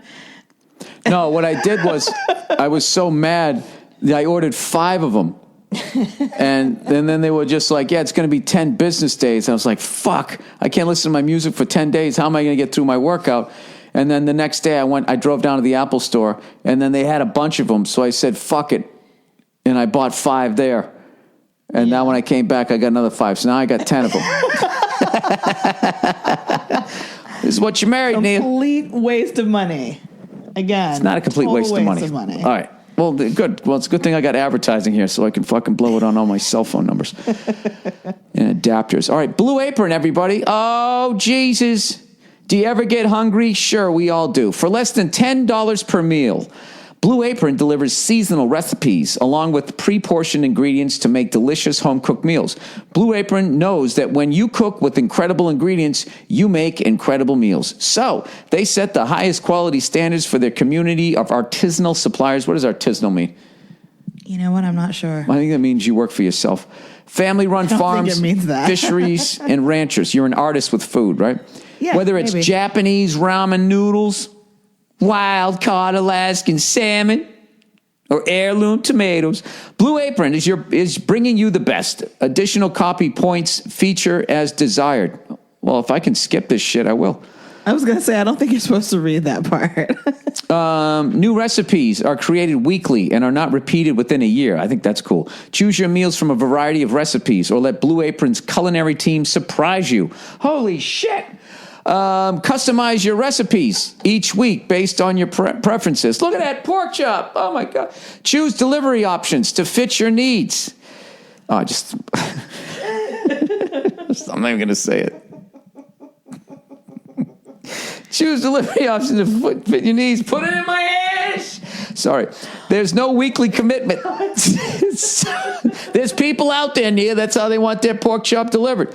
So you only get deliveries when you want them. Each meal comes with a step-by-step, easy-to-follow recipe and a pre-portioned ingredients and can be prepared in 40 minutes or less. All right. That's like Rachel Ray. I make 20-minute meals. Yeah, I'm sure you do. It's all fucking worked out. You got 12 ovens in the background, you fucking asshole. It always takes at least an hour to do a Rachel Ray meal, doesn't it? EVOO, extra virgin olive oil. She would do that every fucking time. Why abbreviate it if you're just going to say it, Rachel? I think some of your highlighters leaked into your brain there. Why are you dragging Rachel Ray into this? What'd she ever do? Dude, I said that she was fucking hot way before everybody. Before she did the J-Lo makeover. She did the white girl version of it. What do you mean? Well, J-Lo kind of looked like Selena in real life, right? Yeah. Or was that just when she was one of the Fly Girls, right? Yeah. And then when she she was going to go mainstream, mm-hmm. they said they lightened her all up, right? Mm-hmm. Well, she did the same thing. What are you talking about? I'm saying she was all brunette and she was just kind of walking around the kitchen and no one was paying attention. Yeah, you gotta have a glam. And then she lightened it up. You gotta have the blonde streak in your hair. Yeah, you can't look the same as when you started out as when you get famous. That's why Aerosmith made it. Because Joe Perry had that little blonde streak in his hair. They were looking right past Steven Tyler. They're like, who is that guy? We got to sign this band. That's a true story. Joe Perry. All right, check out this week's menu and get your first 3 meals for free with free shipping by going to blueapron.com/Burr. You will love how it feels and tastes to create incredible cooked meals with Blue Apron, so don't wait. That's blueapron.com/Burr, blueapron.com/Burr, a better way to cook. All right, Seat Geek. We got another seating people here. The last one didn't work out so well. Let's see how long these people last. Oh, my gosh. Well, the last people, I think the feds raided them or something happened. I don't know. I can't even tell. SeatGeek. Oh, these guys are actually not a predatory thing. These guys are cool from what I heard. Buying tickets online for sports and concerts has been a confusing process for a long time. It's always been hard to find the best deal for that game or show you want to go to, and none of those older ticket sites want to change that. But SeatGeek is different. They've come along and created an amazing app and website that makes it easier than ever for fans to buy and sell tickets. SeatGeek does all the price comparisons for you by searching multiple ticket sites and ensuring that you get the best possible deal. And SeatGeek wants to help you get the most bang for your buck. That's why every ticket on SeatGeek is given a grade based on value. You'll immediately see any underpriced seats and be able to find the best deals that fit your budget. I should have had that KFC. My stomach's grumbling here. Best of all, my listeners get $20 rebate off their first SeatGeek purchase. To get your $20 rebate on tickets, download the SeatGeek app. That's not easy to say, SeatGeek. The SeatGeek app, go to the settings tab and click on the add a promo code. I'm already out at this point. Fuck it. What do they cost? I'll pay full price. Enter promo code Burr. SeatGeek will send you $20 after you've made your first ticket purchase. I would never cash the check. Download the SeatGeek app and enter promo code Burr today. All right, Indochino. All right. Okay, Indochino is reinventing men's fashion. And a made-to-measure suit is the best suit you'll ever own. So suit up. Get a one-of-a-kind made-to-measure suit. Customize the details you want. Pick your linings, lapels, personalized, monogram, and more. 14 unique measurements go into making a suit that fits you perfectly. You can't go wrong with the well-crafted 100% merino wool suit. And also check out their made-to-measure dress shirts and men's accessories. Money-back guarantee.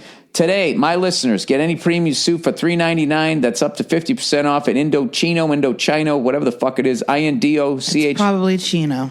Indochino.com when entering Burr at checkout. Plus, shipping is free. There's no reason not to try your first custom-made suit with a deal this good. And a suit classic from their premium collection will look good, feel good, and last. That's Indochino.com, promo code Burr for any premium suit for just $3.99 and free shipping. That's $399, by the way. Indochino, your look, your way. All right. I like that. I like that custom-made suit deal. For me, a custom suit. I feel like a custom suit. We got to get you more into that mode, baby. We got to get you more doing like what Conor McGregor does. What, knocking people out? No, where he spends like an insane amount of money. What is his clothing budget a month, do you think? Oh, dude, I don't know. I mean, he looks great. I'll tell you that. I love how he dresses. All right, let me get to Stamps.com. This is the last one. Stamps.com, everybody. Some small businesses still think an expensive postage meter is the only way to get postage without having to go to the post office. You know what? They're wrong. They're fucking wrong, man. There's Stamps.com. With Stamps.com, you can easily print postage for any letter or package using just your computer and printer. Unlike a postage meter, Stamps.com has no long-term contracts. Stamps.com can save you at least 50% compared to a meter, like send package tracking information to recipients with one click. The choice is clear. Stamps.com offers more features at a fraction of the cost. I've been using Stamps.com for years for my show. Anytime I send out my fucking posters, it makes mailing and shipping really convenient. If I can figure it out, so can you. Right now, sign up for Stamps.com and use my last name, Burr, to get a 4-week trial, plus a $110 bonus offer, including the postage and digital scale. Don't wait. Go to Stamps.com. Before you do anything else, click on the microphone at the top of the homepage. Type in Burr, B-U-R-R. That's Stamps.com. Enter Burr. All right. You want to read some fucking questions here for the week? Remember when people would order remember your CD, that people would order Emotionally Unavailable? Yep. And I would help you mail them out. Yeah, we go right down padded envelopes. to mailbox, etc. Yeah, we'd sit there and like fill out all the little padded envelopes and put them in there. And like you'd be doing like 20, 40 or something at a time. We go down to mailboxes, etc. Like you did it all yourself. Yep. Yeah. That was fun. It was fun. That's what you got to do. All right, here we go. Website suggestions. Sorry about that, Nia. I just realized this thing's really long. This podcast has been really long. And you're sitting there reminiscing. I was like, yep, I enjoyed that. That was a wonderful moment that I had with you. Moving on. It was in those moments that I knew I wanted to marry you. All right. Is that true? Huh? Is that true? No, you know what, Nia? Some shit I don't tell the listeners. I know when I was going to decide to marry you. All right? Yeah. And they're not going to hear when. That one's for us. All right. Website suggestions. Oh, I said, I always go to the same fucking 5 websites, and now that I've been kicked off Facebook, unless I give them my fucking passport number. That's the thing. This is the thing I'm telling you, Nia. You just walk. You fucking walk. Did you talk about the whole fingerprint thing? Oh, when I bought the car? Yeah, when I bought my Jaguar, they asked me for a thumbprint. Like a fingerprint. Why the fuck? I almost laughed. Car dealership. He was so... I really wish you guys could have seen this guy's face when Bill told him no.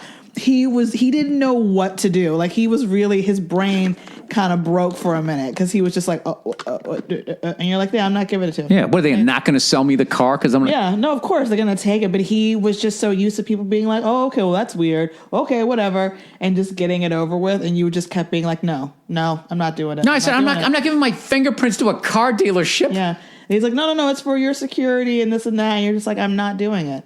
And you were right. There's no reason, no matter what they say about security, someone coming in pretending to be you. No, that's when I have fun with them. I go, look, if you can justify why I'm going to give you my thumbprint, I'll do it. And then they sit there and they say dumb shit like, well, in case someone tries to impersonate you and buys the car. No. That's not going to fucking happen. You dealt with like 5 different people at that dealership. They know who you are. They're not going to no. It's insane. No, even if I didn't do what I did for a fucking living, I still wouldn't worry about it. You don't give your fucking fingerprints to a car dealership. Yeah. These people lie for a living. What are they going to do with that thing? And then we met a woman who was like, oh, yeah, they asked me that too. And she just did it because she was just like, okay. And there it is. That's what they asked for. And now it's out there. And he's like, he was like, I've never had anybody say no to this. And what did you say? Oh, I say, yeah, you never met anybody like me before. I was just talking shit to make you laugh, though. I saw you smile. It's very hard to get you to laugh, though. I was just talking shit. I love that. I was actually very much, and usually when you get into like difficult BB mode and you are just like giving the other person like the hardest time. I prefer to say I'm informed, but go ahead. Yeah, well, when you're like unnecessarily giving somebody a hard time who's just trying to do their job and they're already tired. What, take my fingerprints? No, like when you call up the Time Life people to order the easy listening set and you're so short and rude to them when they're just trying to like do their job. I find it very cringeworthy. That fucking asshole. I forget what he asked me for. They're always trying to upsell, yeah. No. He was trying to get all this information out of me. Like all this extra information. Like, you're like, just send me the goddamn CDs. Yeah, just send me the CDs. And the guy goes, well, I can't send you the CDs unless you fucking... There was like some ridiculous thing, like my social security number. They're all doing this because they're sharing the information. Yeah, they do sell the information. Yes. That's true.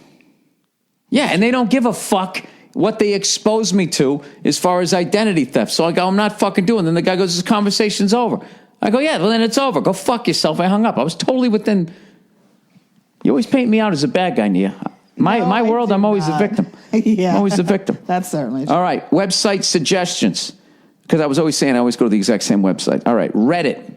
Oh, God, no. They've also mentioned that you have a Reddit subpage and would love for you to do a AMA someday. Ask me anything. They've asked you to do that. Yeah, I'm not fucking doing that. You can't ask me anything. Yeah. I'm not fucking sitting there, hey, you've always been a douchebag. I'm going to fucking sit through that for 2 hours waiting for like one legitimate question. Yeah, no. Hey, Billy Red Balls. Yeah, Bill's never going to do and ask me anything. I'm not saying never say never. If I got like maybe an F is for family, ask me anything, I'll do that. I just don't understand. Yeah. Like, they can just go you just have to know. I mean, or maybe you'll just have to ignore a lot of like bullshit. But once again, Nia, I'm walking by the front desk. You're not checking out. I'm not checking out. I'm just fucking. And if that hurts my career, it hurts my career. There's some I'm not people fucking. who ask genuine questions. Yes, who they really are. wanna Yes, know. they are. And those are few and far between. The world has a sweaty hand and a really hot armpit. Right. I'd be very surprised. And they're going to put their hand around you when they go to take the picture, and you're going to feel their hand drying off into your shirt, and your other shoulder heating up. Oh, Jesus. That's what you're going to run into. And then all the cool people that you really want to talk to are going to be like, oh, I don't want to bother. I don't want to bother this person. And they leave. Those are the people that you want to talk to. Yeah. But if Netflix asked you to do it, would you do it? Do what? An AMA. Yeah, I mean, I'm in business with them. If they think it's going to sell the show, you can't be that's a jerk-off move. Yeah. To get in business with somebody and then not fucking promote it. I mean, look, if they wanted me to sit on like a Dunkin' stool. If I could do like that guy Drown the Clown, that guy I saw years ago on the Opie and Anthony show. We went to one of those metal fucking festivals, and they had this guy who was called Drown the Clown, and this dude just sat there giving people shit. Right. And he'd make them so mad. It was like Bull Durham, and they couldn't fucking hit it. And he just had like that Krusty the Clown doing that laugh. I remember, no, he would do the laugh. He would give them shit and make fun of how stupid they were. And then they would miss, and he'd be like, ah! And they'd be like fucking grabbing three, and he just kept going, Oh my God. And it was so fucking obnoxious. Yes. And like he just really be walking by. I was like, hey, look at the fat guy. Look at the fat guy. Hey, fatty, you ever gonna work out? You in the purple shirt. Yeah, you're fat. Doing that, and he would just piss him off. I forget who I was with. No, Nia, I'm telling you. I'm doing a bad impression of it because it was so long ago. Dude, I was the combination of crying, laughing, and then also going like, is this the greatest street performer I've ever seen in my life? He was fucking amazing. Fucking amazing. I was kind of jealous of the job. Like, I was like, that's a fucking great job. Oh, my God. Rest his soul. Can you imagine Patrice in that job? Oh, my God. People wouldn't want to drown him just so they could hear what the fuck he was going to say. I was going to say, he'd be too good at it. All right, here we go. Barstool Sports. Well, Barstool Sports, I go to that one. Here's one, www.slashfilm.com, an easy-to-read, non-snarky movie website. Okay. Tumblr. Hey, Bill, search for... I thought that was a dating site. It's Tinder. Oh, I was going to say, I don't need that with all my cell phone numbers. God. If you're into antique cars, you can follow accounts that post pictures of classics. I use this to follow music, photography, and arts. It's endless, and having the app on your phone is a more stimulating way of killing time instead of Twitter. Tumblr is a good one. I like Tumblr. Okay, cool. Yeah, and by the way, I'm not the only one who's sick of the same 10 websites to go into. So if anybody, in the future, if you guys know, find some cool websites or whatever, let me know. It'll be a bunch of self-promotion here. What was the Kardashian thing? What? For me... Yeah, for me.com. I just feel like... All right. I was saying I was getting into punk rock, how I kind of missed that. Uh-huh. And I've always wanted to get into it, but I just don't know where to go and who's good or whatever. And I was watching this Rancid video that led me to watch one of the guitarists gave an interview, and he talked about this one band, which I already forget the name of, something 69, and the front man blew me away. And I just don't know shit about punk rock. It always sounded to me like I was joking. It sounds like angry karaoke. You know what I mean? Where they weren't quite in tune singing and shit. And I just read up on all of this stuff. And it just interests me. And so people have been telling me bands. Okay. All right. Punk rock bands. Obviously, The Clash. I've heard of them. Operation Ivy. Dinosaur Jr. Dead Kennedy. Kings of Nothing. Leftover Crack. The Meteors. All right. Well, something? The Dead Kennedys I listened to. I'll have to check out, Black Flag and all these bands. Like my brother, some of my brothers used to listen to this shit, and I just couldn't get into it. And now I'm really finding that I'm liking it. So I'm definitely going to check them out. I'll definitely check out Kings of Nothing, Leftover Crack, and the Meteors because I never heard of any of them. I've heard of Dinosaur Jr. I heard of them too. I thought that they were more like a college band. Me too. All right, Nashville. Maybe somebody's fucking with me. Maybe that'd be funny too, by the way. Donnie and Marie. All right, Nashville. Hey there, Billy Benchmark. I was at your 9:30 Nashville taping and it was amazing. I remember every minute of it like it was a Super Bowl. Can't wait till it comes out. When does it come out? Are you watching South Park this season? Go fuck yourself, buddy. Thank you. Yeah, the 9:30 show was fucking crazy. And I just hope it all comes together well. I've already looked at some of the pictures and shit, and I hate going through the editing process. You got to do it. I got to do it. All right. Applause or laughs? Are you watching South Park? They asked. My brother said it's been excellent this season. Just I know. Why you always tape The Simpsons? I love The Simpsons. Can we tape South Park too? It's like the best social commentary for almost 20 years in a row. Yeah. Yeah. No, I mean I should be watching it too. I forget about it. Okay. All right. Applause or laughs? Hey, Bill. I was watching one of your older specials because I fucked up and forgot to get tickets to the one you filmed on Friday. By the way, congratulations. I can't wait to see it. Thank you. Why is my stomach grumbling? Yeah, I bought all this fucking... I know, because we ate KFC. Yeah, we ate shit food. We should not have. No. Well, I ate so well up to the special. I kind of went off the rails this weekend. But starting tomorrow, I'm getting back into it. All right, on this particular special, why do I do this? I notice a lot of people in the crowd cheering versus laughing. So here's a simple question. While on stage, what gives you a greater sense of accomplishment, laughs or applause? That's a really good question. Thanks, and fuck those people who tell you to fuck yourself. That's laughs usually... It's a really interesting question. Well, the applause is an applause break. Usually like a laugh goes into an applause. Mm-hmm. It's never like you just say something... If you just say something and nobody laughs and they just applaud, then you kind of made a statement, and that's like the douche chill moment. Like, I mean, what they really need to be doing is spending more money on education. Right. That's applause. Yeah, if you're doing that during a comedy show, I'll tell you, that's a rough one, you know? So you'd rather laughter. Yeah, I'm much... remember laughter? Yeah, I like when they're laughing. I will say that applause... is great too, but sometimes during like a taping, then that's when it just you'll as a rookie you'll feel weird, like, oh my god, they're clapping and they're all overly amped up because they know they want you to have a good special, so they're clapping, and then you don't know what to do, but they'll always edit around it because they can make it shorter. So for the comics out there, don't worry about those moments. They can also, if you have a dumb look on your face, like, please stop clapping so I can get to my next joke, they'll just go to the master shot and they won't see that look on your face, and you'll be fine.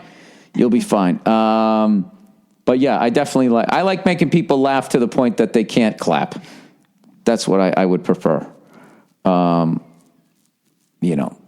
of course don't always do that, but there are guys out there that I've seen like it's hard for like a Brian Regan level funny guy when I would watch him live for the crowd to even be able to applaud because they're laughing so hard. Yeah. He's the first guy I ever saw made somebody slump over. Like, there was an empty chair next to this lady. I think the other person fucking ran to the back of the room. He was killing so hard. And I like that kind of laugh. The woman was just fucking... I like that kind of laugh where you, like... You've seen when I laugh really hard, and if I'm sitting down, I get up and I, like, run away because I'm laughing so hard. It's too much. I love that kind of laugh. That's like that Apollo laughter. Because you know how, like, black people, like at the Apollo, if they're laughing really hard, they're, like, freaking out. Yes. And, like, getting out of their seat and just, like... waving towels and shit. Like, yeah, the whole... And, like, hitting each other. Yeah. Like, when we think something's funny, we think it's really fucking funny. Yeah. And when you don't think it's funny, you really don't think it's funny. Yeah, that's what I learned during those rooms. Black crowd's going to have fun with or without you, so you better...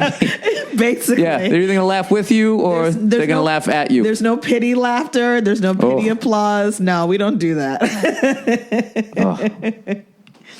You better be funny. Some of the fucking heckles I got in those rooms. The worst is when they would just be talking to each other about how not funny you were. I'll never forget, just on stage, just bombing. And it was just dead silence. And I just heard this woman in the middle of the crowd. She just looked around at everybody. She just goes, I ain't laughed yet. And I was just like, oh my God. Oh God. Oh, and there was no. Oh God, I love black audiences. There was no so much fun because there's no politeness. Yeah, if you're in the crowd. If you're in the crowd. No, of course. Yes. If I was on stage, it'd be so rough, but it's so enjoyable to be a part of it because nobody cares about your feelings. Oh, not at all. Not even fucking remotely. Whenever I did a black show, I ain't laughed yet. No, just so like it's hilarious. She but was terrible for you. Dead. Sorry. No, she was right though. Whenever I did those shows, I always felt like in the end, whenever I did the uptown rooms, as they call it, you'd get off stage and you asked yourself one of two questions. One, why am I not world famous yet? Or two, what the fuck did I ever, why the fuck did I ever think I should ever even be in this business? Because it went one way or the other. You either murdered or you wanted to crawl out of there. Yeah. Talent used to have this room, LeBar Bat, on the fucking Upper West Side. It was after work, black crowd, and it was every other fucking time. Every other time I killed, every other time I fucking ate it. And oh man, I saw them fucking Jimmy Mack, Uncle Jimmy Mack, rest his soul. Yeah. I saw him one time. He was having a tough set. I think I bombed. It was just one of those fucking crowds that just weren't laughing that week. Every other week they'd laugh, every other week they weren't, and he was having a tough set. And I just remember he was bombing so bad, and this woman was heckling him so bad he had to bring up his career. He started talking about his IMDb. Like, I've done. He goes, he brought up how he did Comic View or something like that, and like he goes, I don't give a shit. He's like, bitch, I don't give a fuck. You don't think I'm funny? I got a career. And she just went like, I can't remember how she said. She said N-word, what career? And then just dressed him down. I remember I had to go on after it, and like. Jimmy was the man, right? He was the fucking man. And I'm just like, this guy's got 10 years on me. If he can't handle this fucking crowd, what's going to happen to me? And they would just, like, he got off, and then I went up, Talent went up, and Talent had this tag where he would give the worst tag that Talent could say after your set was when he would go up, he'd be like, come on, y'all, comedy ain't easy. When he said that, you were the guy who bombed. It was just like, oh, fuck, right? So, he already did for Jimmy. Come on, y'all. Comedy ain't easy, right? The only time I ever saw him have to do it for Jimmy because he always killed. And then he brought me up that, oh, God. Oh. I thought about that fucking show for like a month. I would just think of the shit that people said to me. I'd be in the shower thinking of it and just... It would pop into my head, and I'd do that thing, like trying to shout it out of my head. Here's the thing, though, Bill, because you always talk about how heckling, like, is a part of stand-up comedy, right? But absolutely, it is. But the thing is, though, I don't know. Maybe I just don't get it, but I just feel like you don't do that. You don't fucking heckle. You let people go up and do their thing, and then, like...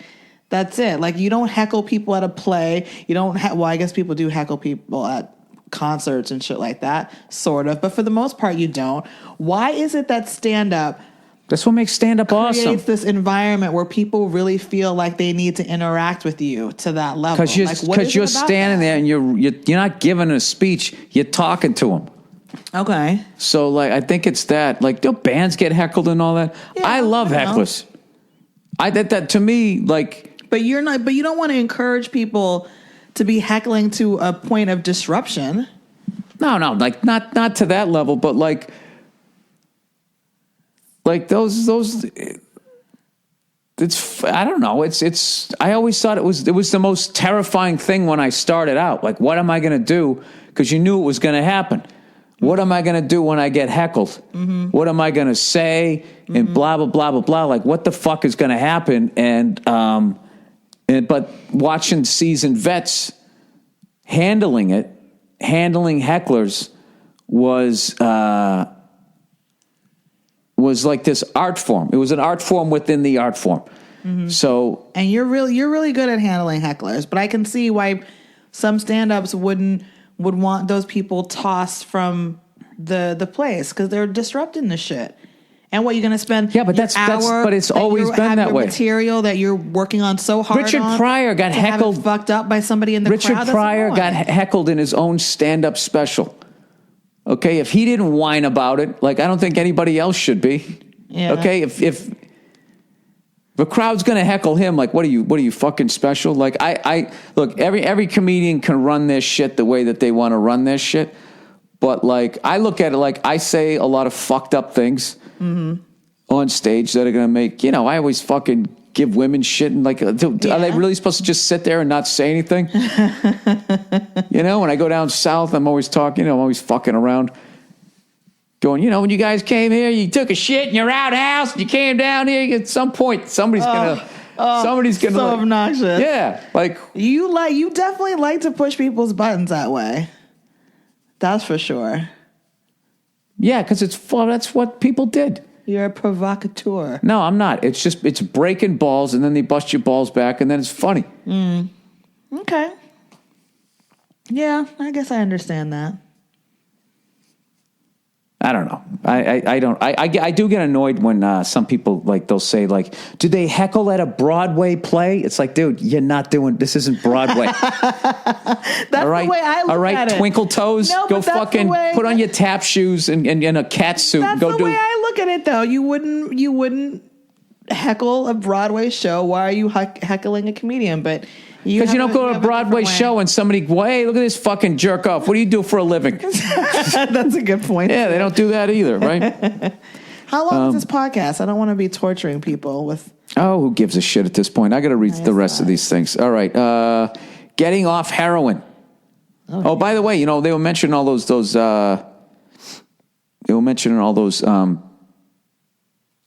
punk rock bands. I actually found a band that I thought was pretty cool because I was watching a YouTube video. Let me see if I can remember this. This is, what'd you call this kind of music, Nia? Trip hop. I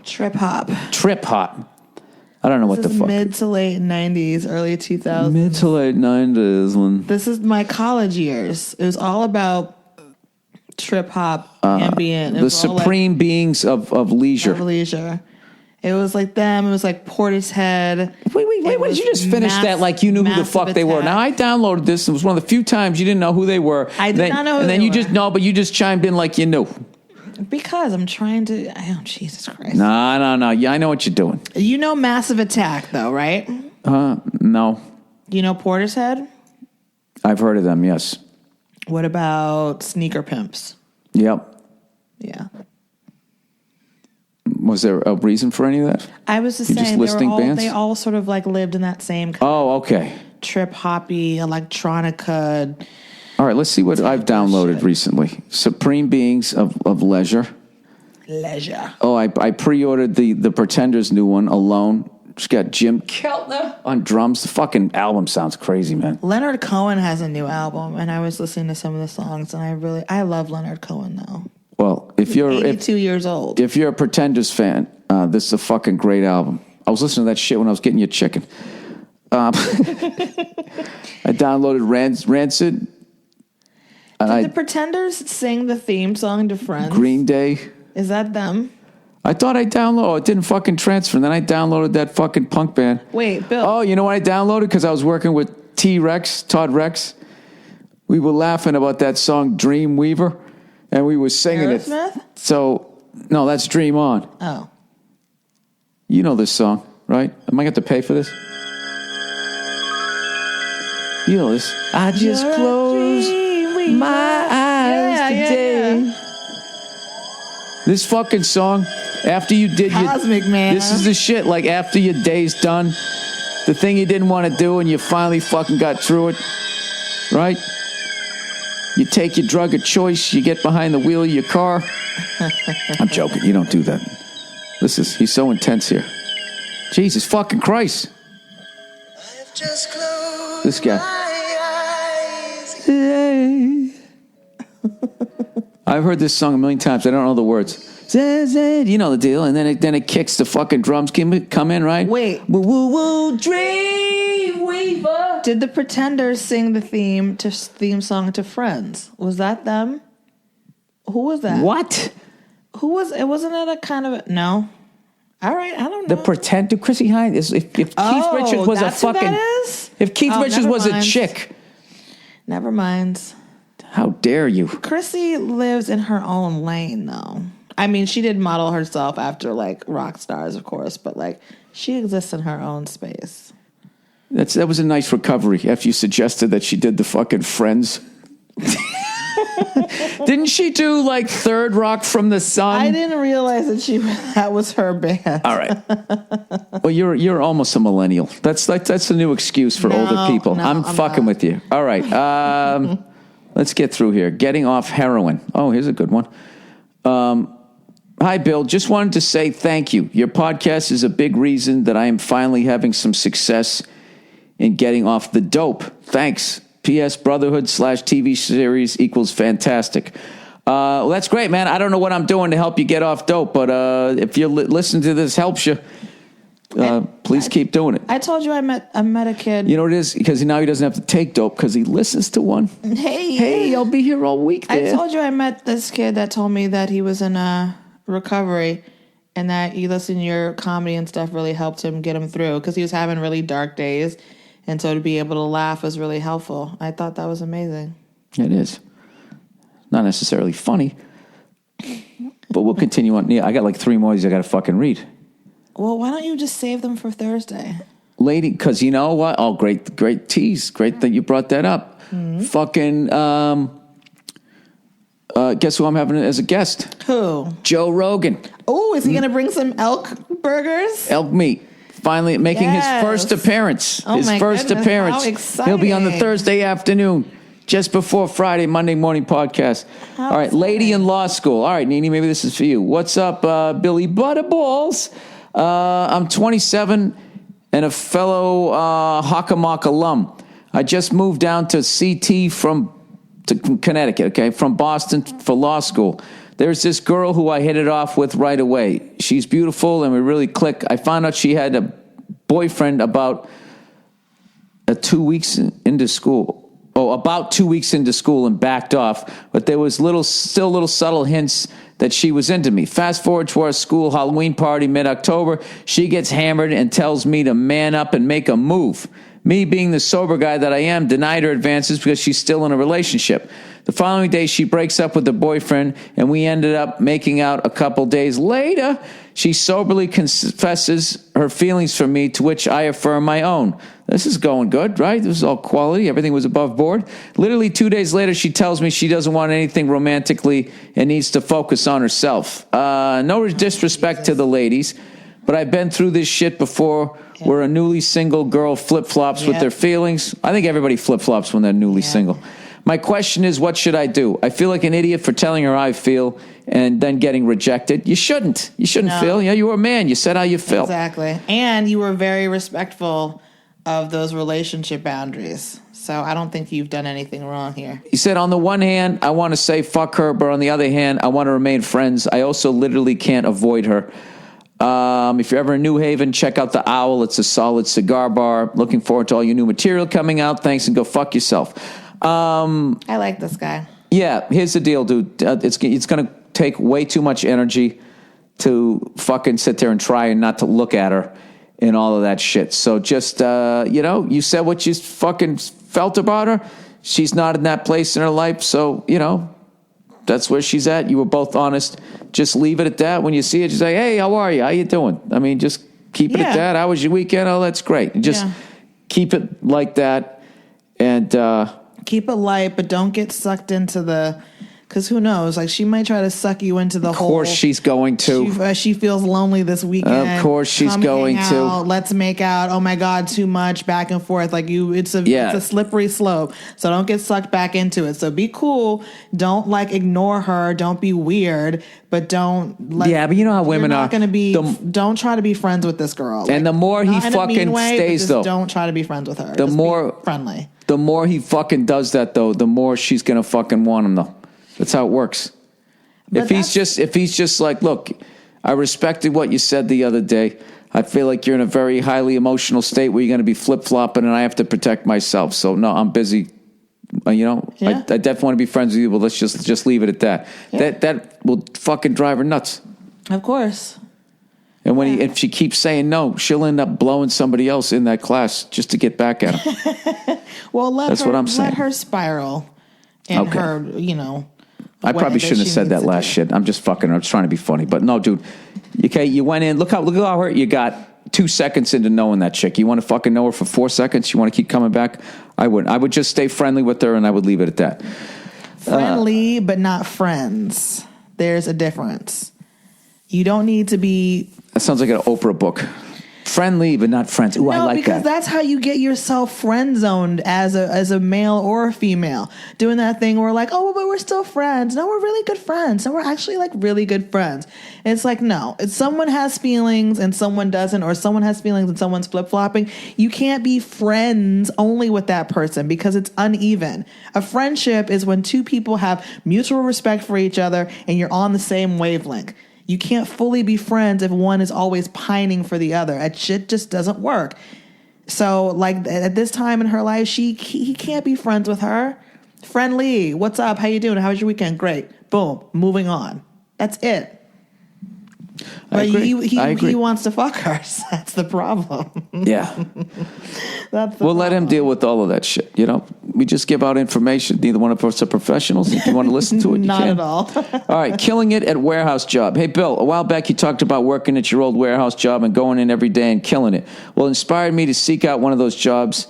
And I've been at this job for about a month and a half. Let me tell you, I fucking love it. The physical work is great, unloading trucks and taking big pallets of products and stocking them in the back room. I fucking love that job, man. I love that job. I've been doing so, and the truck drivers are fucking hilarious. There's so many, like, artists and shit that work in warehouses. Like, there's so many people that played in bands and were just funny. It was fucking great. All the suits in the carpet area, it was terrible. Anyways, he says, I've been doing so well that one of the leaders told me that my boss was bragging about me in a meeting with the corporate headquarters. They even support me in my music and concert photography career as well. I told you, it's always artists out there. He said, I photographed Metallica up close and personal here in Minneapolis in August. I worked my way up to getting 40 hours a week, and I'm loving the progress. Now, my question is, when do you think it's an appropriate time to ask for a raise or ask about benefits? I've only been there a short time, but I think I proved myself valuable to the company and want to move forward as quick as I can. Would like to hear your thoughts. Thank you for the inspiration. Well, it seems to me that you got this other fucking thing that seems like a way better job. If you're taking pictures of Metallica, isn't that the direction you want to go in? I mean, I would use this day job as a way to keep yourself afloat financially until you get your photography business to a level where you can do that full time and not need to worry about anything else. But either way, no matter what you want to do with your life, you don't kill it for a month and then be like, hey, all right, hey, I did something for you. Can you do something for me? I was going to say, I mean, not to be cynical, but I'm sure they love you now. But as soon as you ask for more money, I think that shit's going to flip on you real quick. Yeah, you got to be there. Careful. They're not your friends. Wait, what it is, you got to figure out when the review is. Yeah. Some places have a 6 months, some have a year. That's when you ask. You don't dictate your own. Like, this guy's acting like he was like a fucking 1 month free agent. Yeah, don't mistake their like encouragement for them wanting you to now like, and while we're at it, let's give this kid like $10 more an hour. Like, Yeah, but that is they'll probably be like, maybe we can move this guy up for a position or something like that. So it's all good that they're saying that stuff. But yeah, for sure. Yeah, it's definitely positive, but just, I don't know. All right, take Bill's advice. Breastfeeding in public. Yes. Dear Billy Crimson Tits. Let me see this. This is why I don't do Ask Me Anything, because this is all it's going to be. There are so many Billy, like when you were on The Simpsons, someone wrote, "Oh, Billy Yellow Nips is going to be on." Yep. Let me say, I like it. I think it's funny. Let me say congrats on the Pats having early season success. I am from the Bay Area, and we are hoping the Giants get into the playoffs again to win their fourth even-yeared World Series in a row. The Giants, okay, I see the baseball. Well, this is an old one. They're knocked out of the playoffs. Recently, I was traveling through Colombia with my girlfriend. We were in the airport when we randomly saw a woman breastfeeding her baby just out in the open in one of the terminal waiting areas. What was weird is as she was doing it, she was looking around, making eye contact with everyone who was walking by. the way a dog looks around a park while it unloads a dump. My initial reaction was saying to my girlfriend, "Oh man, that's gross. She is breastfeeding." Apparently, this opened the floodgates of feminism. My girlfriend responded, "Why is that gross? That's hypocritical. You men love to see boobs, but when it's for nature's purpose, you complain." I then responded, "Well, the ass purpose is to shit, and men are turned on by a nice ass. Are women now going to start taking dumps publicly since that is the butt's primary purpose?" That's a great fucking point. No, it isn't. Yeah, it is. It's not the same at all. What are you talking about? Shitting in public cannot be compared to breastfeeding in public. They are not the same thing at all. That's what's called a false equivalency. I don't know. It's both. You're excreting something from your body, and people don't want to look at it. She responded that there is an obvious difference. Yeah. Since then, my girlfriend has been sending me all these pro-public breastfeeding videos of moms defending the now action. You did it. I find it amusing how women all defend it and encourage it, but they know how creepy it is, so most of them won't actually publicly breastfeed with their own kids. I explained to my girlfriend that it isn't the rack sighting that annoys us, obviously, since most of us guys enjoy a nice set. It's more just the public nature of witnessing a baby drink its dinner off its mother's udders. Yeah. He goes, "I felt like a chump because I was having trouble explaining why it's not okay to publicly breastfeed." No, it's okay to do it, but like you have the right to look at it and be grossed out. Could use some ammo in this argument, and I'm interested in hearing my favorite comedian rant about this subject. I have a feeling ammo? You just can't have a difference of opinion. Hey, can you be an adult? Can you be an adult and let me finish reading this? I don't understand why he's got to put it like he needs ammo in this thing. Like, you just fucking disagree. It's fine. Are you done? Can I have some ammo so I can slap my girlfriend upside the head with some facts, man? Some male facts.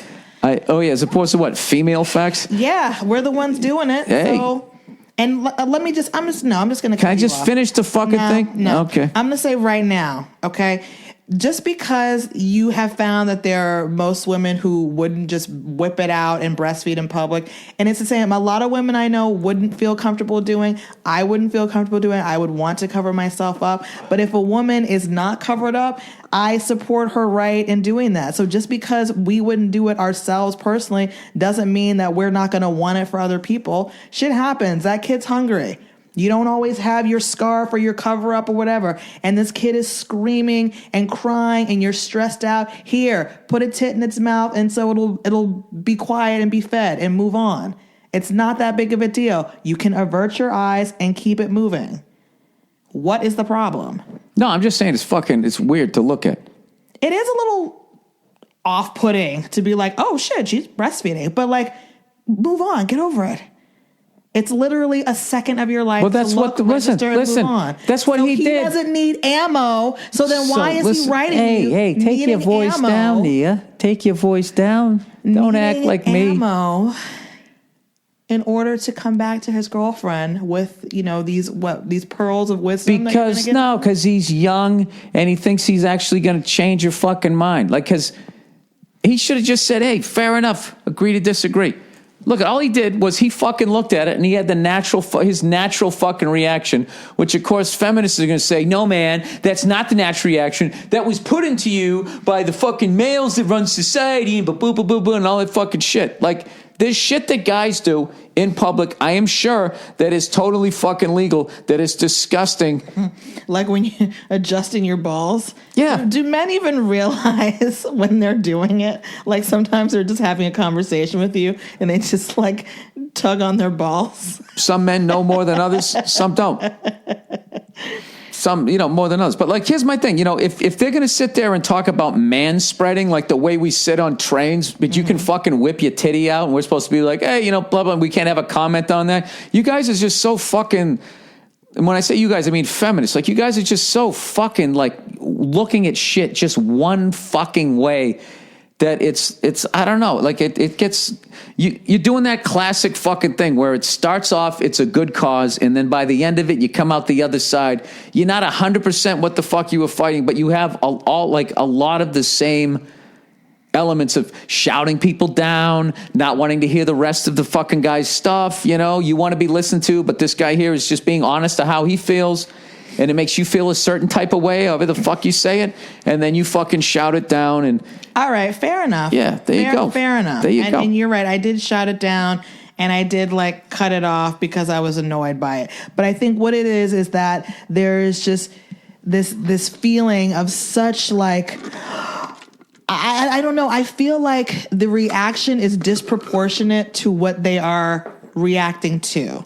I feel like a child, you know, being fed from its mother, which is a very natural thing, and the reaction that some men have to it is so disproportionate. It's like, it's ridiculous. What is the reaction? To the point, the reaction is that he's comparing it to shitting in public.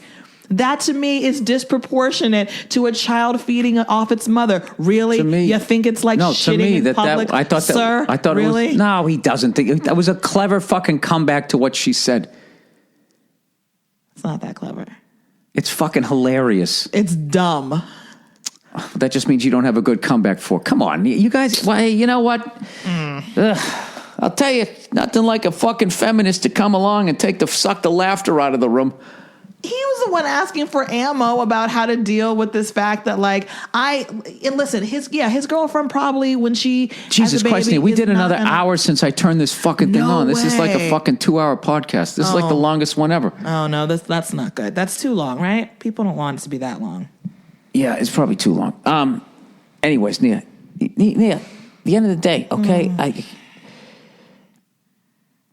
people have a right to fucking react.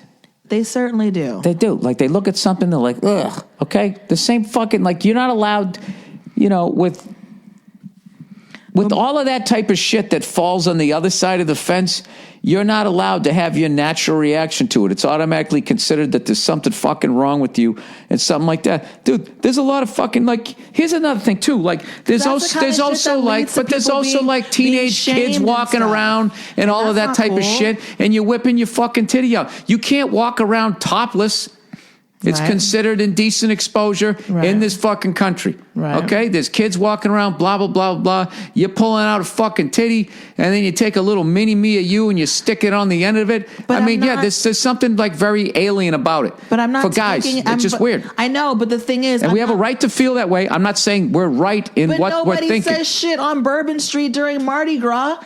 And that's not as natural as it is to feed a child, not to me. What do you mean nobody says shit? Nobody says shit on Bourbon Street and Mardi Gras when girls are flashing their tits for some like 2-cent plastic beads made in China. Then it's all good. Then it's like shots for everybody. No, but that's what it's like. Someone's feeding their child but that's not at legal. The goddamn airport. It's not legal. But you don't see men being like, "Can you believe the way she just like they're into it?" But a woman is feeding her child at the airport, and all of a sudden it's like shitting in public. No, because all of a sudden because I can't even fucking give. I got such a great example, but I can't fucking say it. Why not? Yeah, you're looking at the breast, and when they're just shaking their tits or whatever, it's like, yeah, okay. And then all of a sudden there's a baby eating off of it. It's like, whoa, what the fuck? To people who don't have babies. It's weird. It freaks you out. Like, oh, yeah, that's right. They also do that. And it's also kind of fucking weird. You're just sitting there eating a sandwich, and then you look down the thing. I know, Nia. I know. The whole fucking world needs to just be like, oh, okay, fuck all our feelings. Like, that's how this feminist shit is going, where it's just your guy's side is 100% right. The way you see shit is 100% right. And a lot of times, most of the shit you're bitching about, guys had wrong, and I agree with it. But this whole fucking thing that men cannot have fucking opinions. You guys can tell us how to sit down on a fucking subway, but we can't have a fucking reaction to... Look, I don't give a fuck if a woman breastfeeds. I don't. But like when I see some guy who has a reaction to it, and then he gets yelled at like he wants women not to be able to vote anymore, I just think it's a bit of a fucking overreaction. I just think that it's interesting that there are certain men who are more comfortable with seeing breasts sexualized than they are for what they are. Stop saying sexualized like they're being exploited. They are more accepting of seeing a woman's breast being used in a sexual manner than they are for like the purpose of what breasts are for, which is like basically to feed children. That's not all they're for. Because otherwise they're just not all like they're for. Fat, like fat deposits. No, that's not all they're for. What do you mean that's not all they're for? It's for the survival of mankind in that nice Iraq attracted a fucking male, and he comes over and he bangs you, and then when you guys die, there's still other people. There's also that. So, in other words, for like procreation. Listen, there's no way to win this fucking argument because women want to be attractive. You want attention, but you want it when you want it how you want it, and guys have to know exactly when that is and when it isn't. And if they don't fucking guess right, it's like the end of a Tom Cruise movie when he's trying to clip which fucking wire, one's going to blow it up, the other isn't. And if you don't 100% know when that fucking thing is, then you are like, I don't know what, you're the worst fucking person on the planet. So what are you saying? Just shut up and take it however you get it? No, that's not what I'm saying. Why do you have to go to that level of extreme? But and your Tom Cruise analogy, like the red wire or the blue wire, is not extreme? No, I'm saying it's just like no matter what the fuck we do, we're wrong. It's like you want to fucking put on a fucking push-up bra and have your tits in everybody's fucking face. So, ladies, we're not paying for drinks tonight, right? Your fucking little skirt barely covering your fucking hoo-ha, okay? And then, all of a sudden, in a blink of a fucking eye, is what the fuck are you looking at? I'm talking about that shit, and you know that shit. You know what I'm saying. I know what you're saying, but I don't know what that has to do with breastfeeding and any of that kind of stuff. Because that's not what we're talking about. Well, you let it into the whole thing, like, you look at like sexualized breasts, where it always comes steering around to somehow that men is more acceptable than a child being fed off of like the breast, and I don't understand why that is. Why that's more comfortable? Because you're not a man. To be like, because you're not a man. Well, then fine, maybe that's what it is. But like, that's something that I feel like people need to get over. I would not breastfeed in public without being covered. But if a woman needs to do it, I get it, and it shouldn't. I think people can just anybody. think what they think. I think people can just think what they think. I think I don't feel that the way I look at shit, the way that they think, and progress a little bit. That's how we get to find a little bit more understanding between the sexes, so we don't have the same goddamn but you know how that works every year. It's like the same how that fucking works? argument. Like we're not getting anywhere. I don't understand. All right, but you know how that works. That progression thing works. The only way there's progression in it is if men see the world the way women want them to see the world. That is the so-called progression between the sexes right now. That's what's fucking annoying, because all of my shit is just considered ignorant and not valid, and I'm a caveman. And all of your shit is applause break talk show shit. 100%. And women can literally do exactly to men what the fuck they don't want done to them in different ways. And it's just, and it always, if a guy gets completely fucked over by a woman, what do they say? Well, he picked her, shouldn't have married her. You know what I mean? You guys aren't necessarily held accountable for your actions when you pick a bad dude. If you pick a bad guy and he's a fucking piece of shit, then it's, not only not your fault, it's the guy's fault, and it's all men's. And then all men have to sit down and listen to a fucking lecture or read a sign on a fucking subway like we're all walking around dragging women down the street by the fucking hair. But there's no signs on the subway or anywhere else about the fucked up behavior that a lot of women display with men. Okay. So that I can accept that. Okay, so that's all I'm saying. So this is another fucking thing where it's like, your guy's reaction literally to how men sit on the fucking subway is 100% validated. I can't be like, listen, I got balls. I don't want to smash them between my thighs. Fucking get over it. I don't have that option. You can be like, well, fuck you. I got to breastfeed my kid. Get over it. The way you look at it is fucked up. But our whole shit is we have to be like, oh, really? Is this issue 9,863 of this fucking month? That bothers you? Like you guys are these faultless fucking human beings. Like I said in here, most of that feminist shit, I fucking agree with it. But like, it's just every fucking day now. Every day now, there's some new fucking thing. It's a fucking lecture. It's seeped into the comedy clubs. Everything is just so fucking precious now. It's stupid. Well, I know political correctness is like across the board is like can be.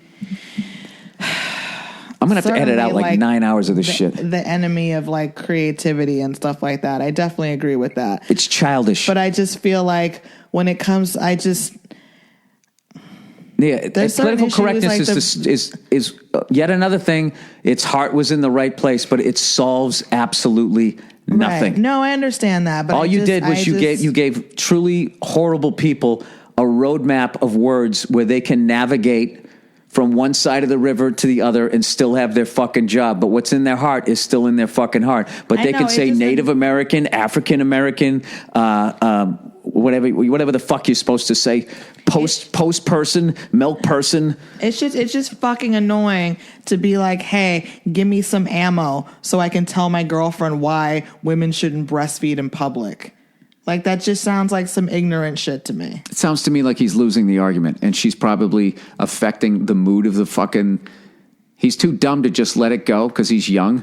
That's what he's doing. And I imagine right now that she's probably using sex, the lack of sex or whatever, to now punish him. And now he's walking around like a fucking little puppy that got slapped on the snout with a fucking newspaper. Like a lot of guys in relationships. There are some people that are just modest about that kind of stuff. I had a friend over not too long ago, and she brought her 6-month-old with her, and she had to breastfeed him. And when he was off the thing, you know, when he would drink some and then he'd be sort of like looking around, she was like covering her boob, and it was just her and I in there. And there was a part of me that wanted to be like, you don't have to like cover your breasts in front of me, but that was a natural reaction. I'm not arguing his thing. I don't give a shit if women breastfeed in public. Yeah. I don't give a shit. I'm just saying that there are women who are... And I'm sure the reason why she was looking around like, you know, a dog taking a shit is because she's thinking, oh, God, who's going to judge me? Who's going to judge me? When she should, in an ideal, perfect world, just be there with her baby, what if she gets bonding, off on it? Feeding, and then just Why is she a Satanist? See how you just said that? Oh, my God, he's going to judge me. She lives because she was saying he was saying that she was looking around like but she a lives dog in taking Colombia. a dump. She lives in Colombia.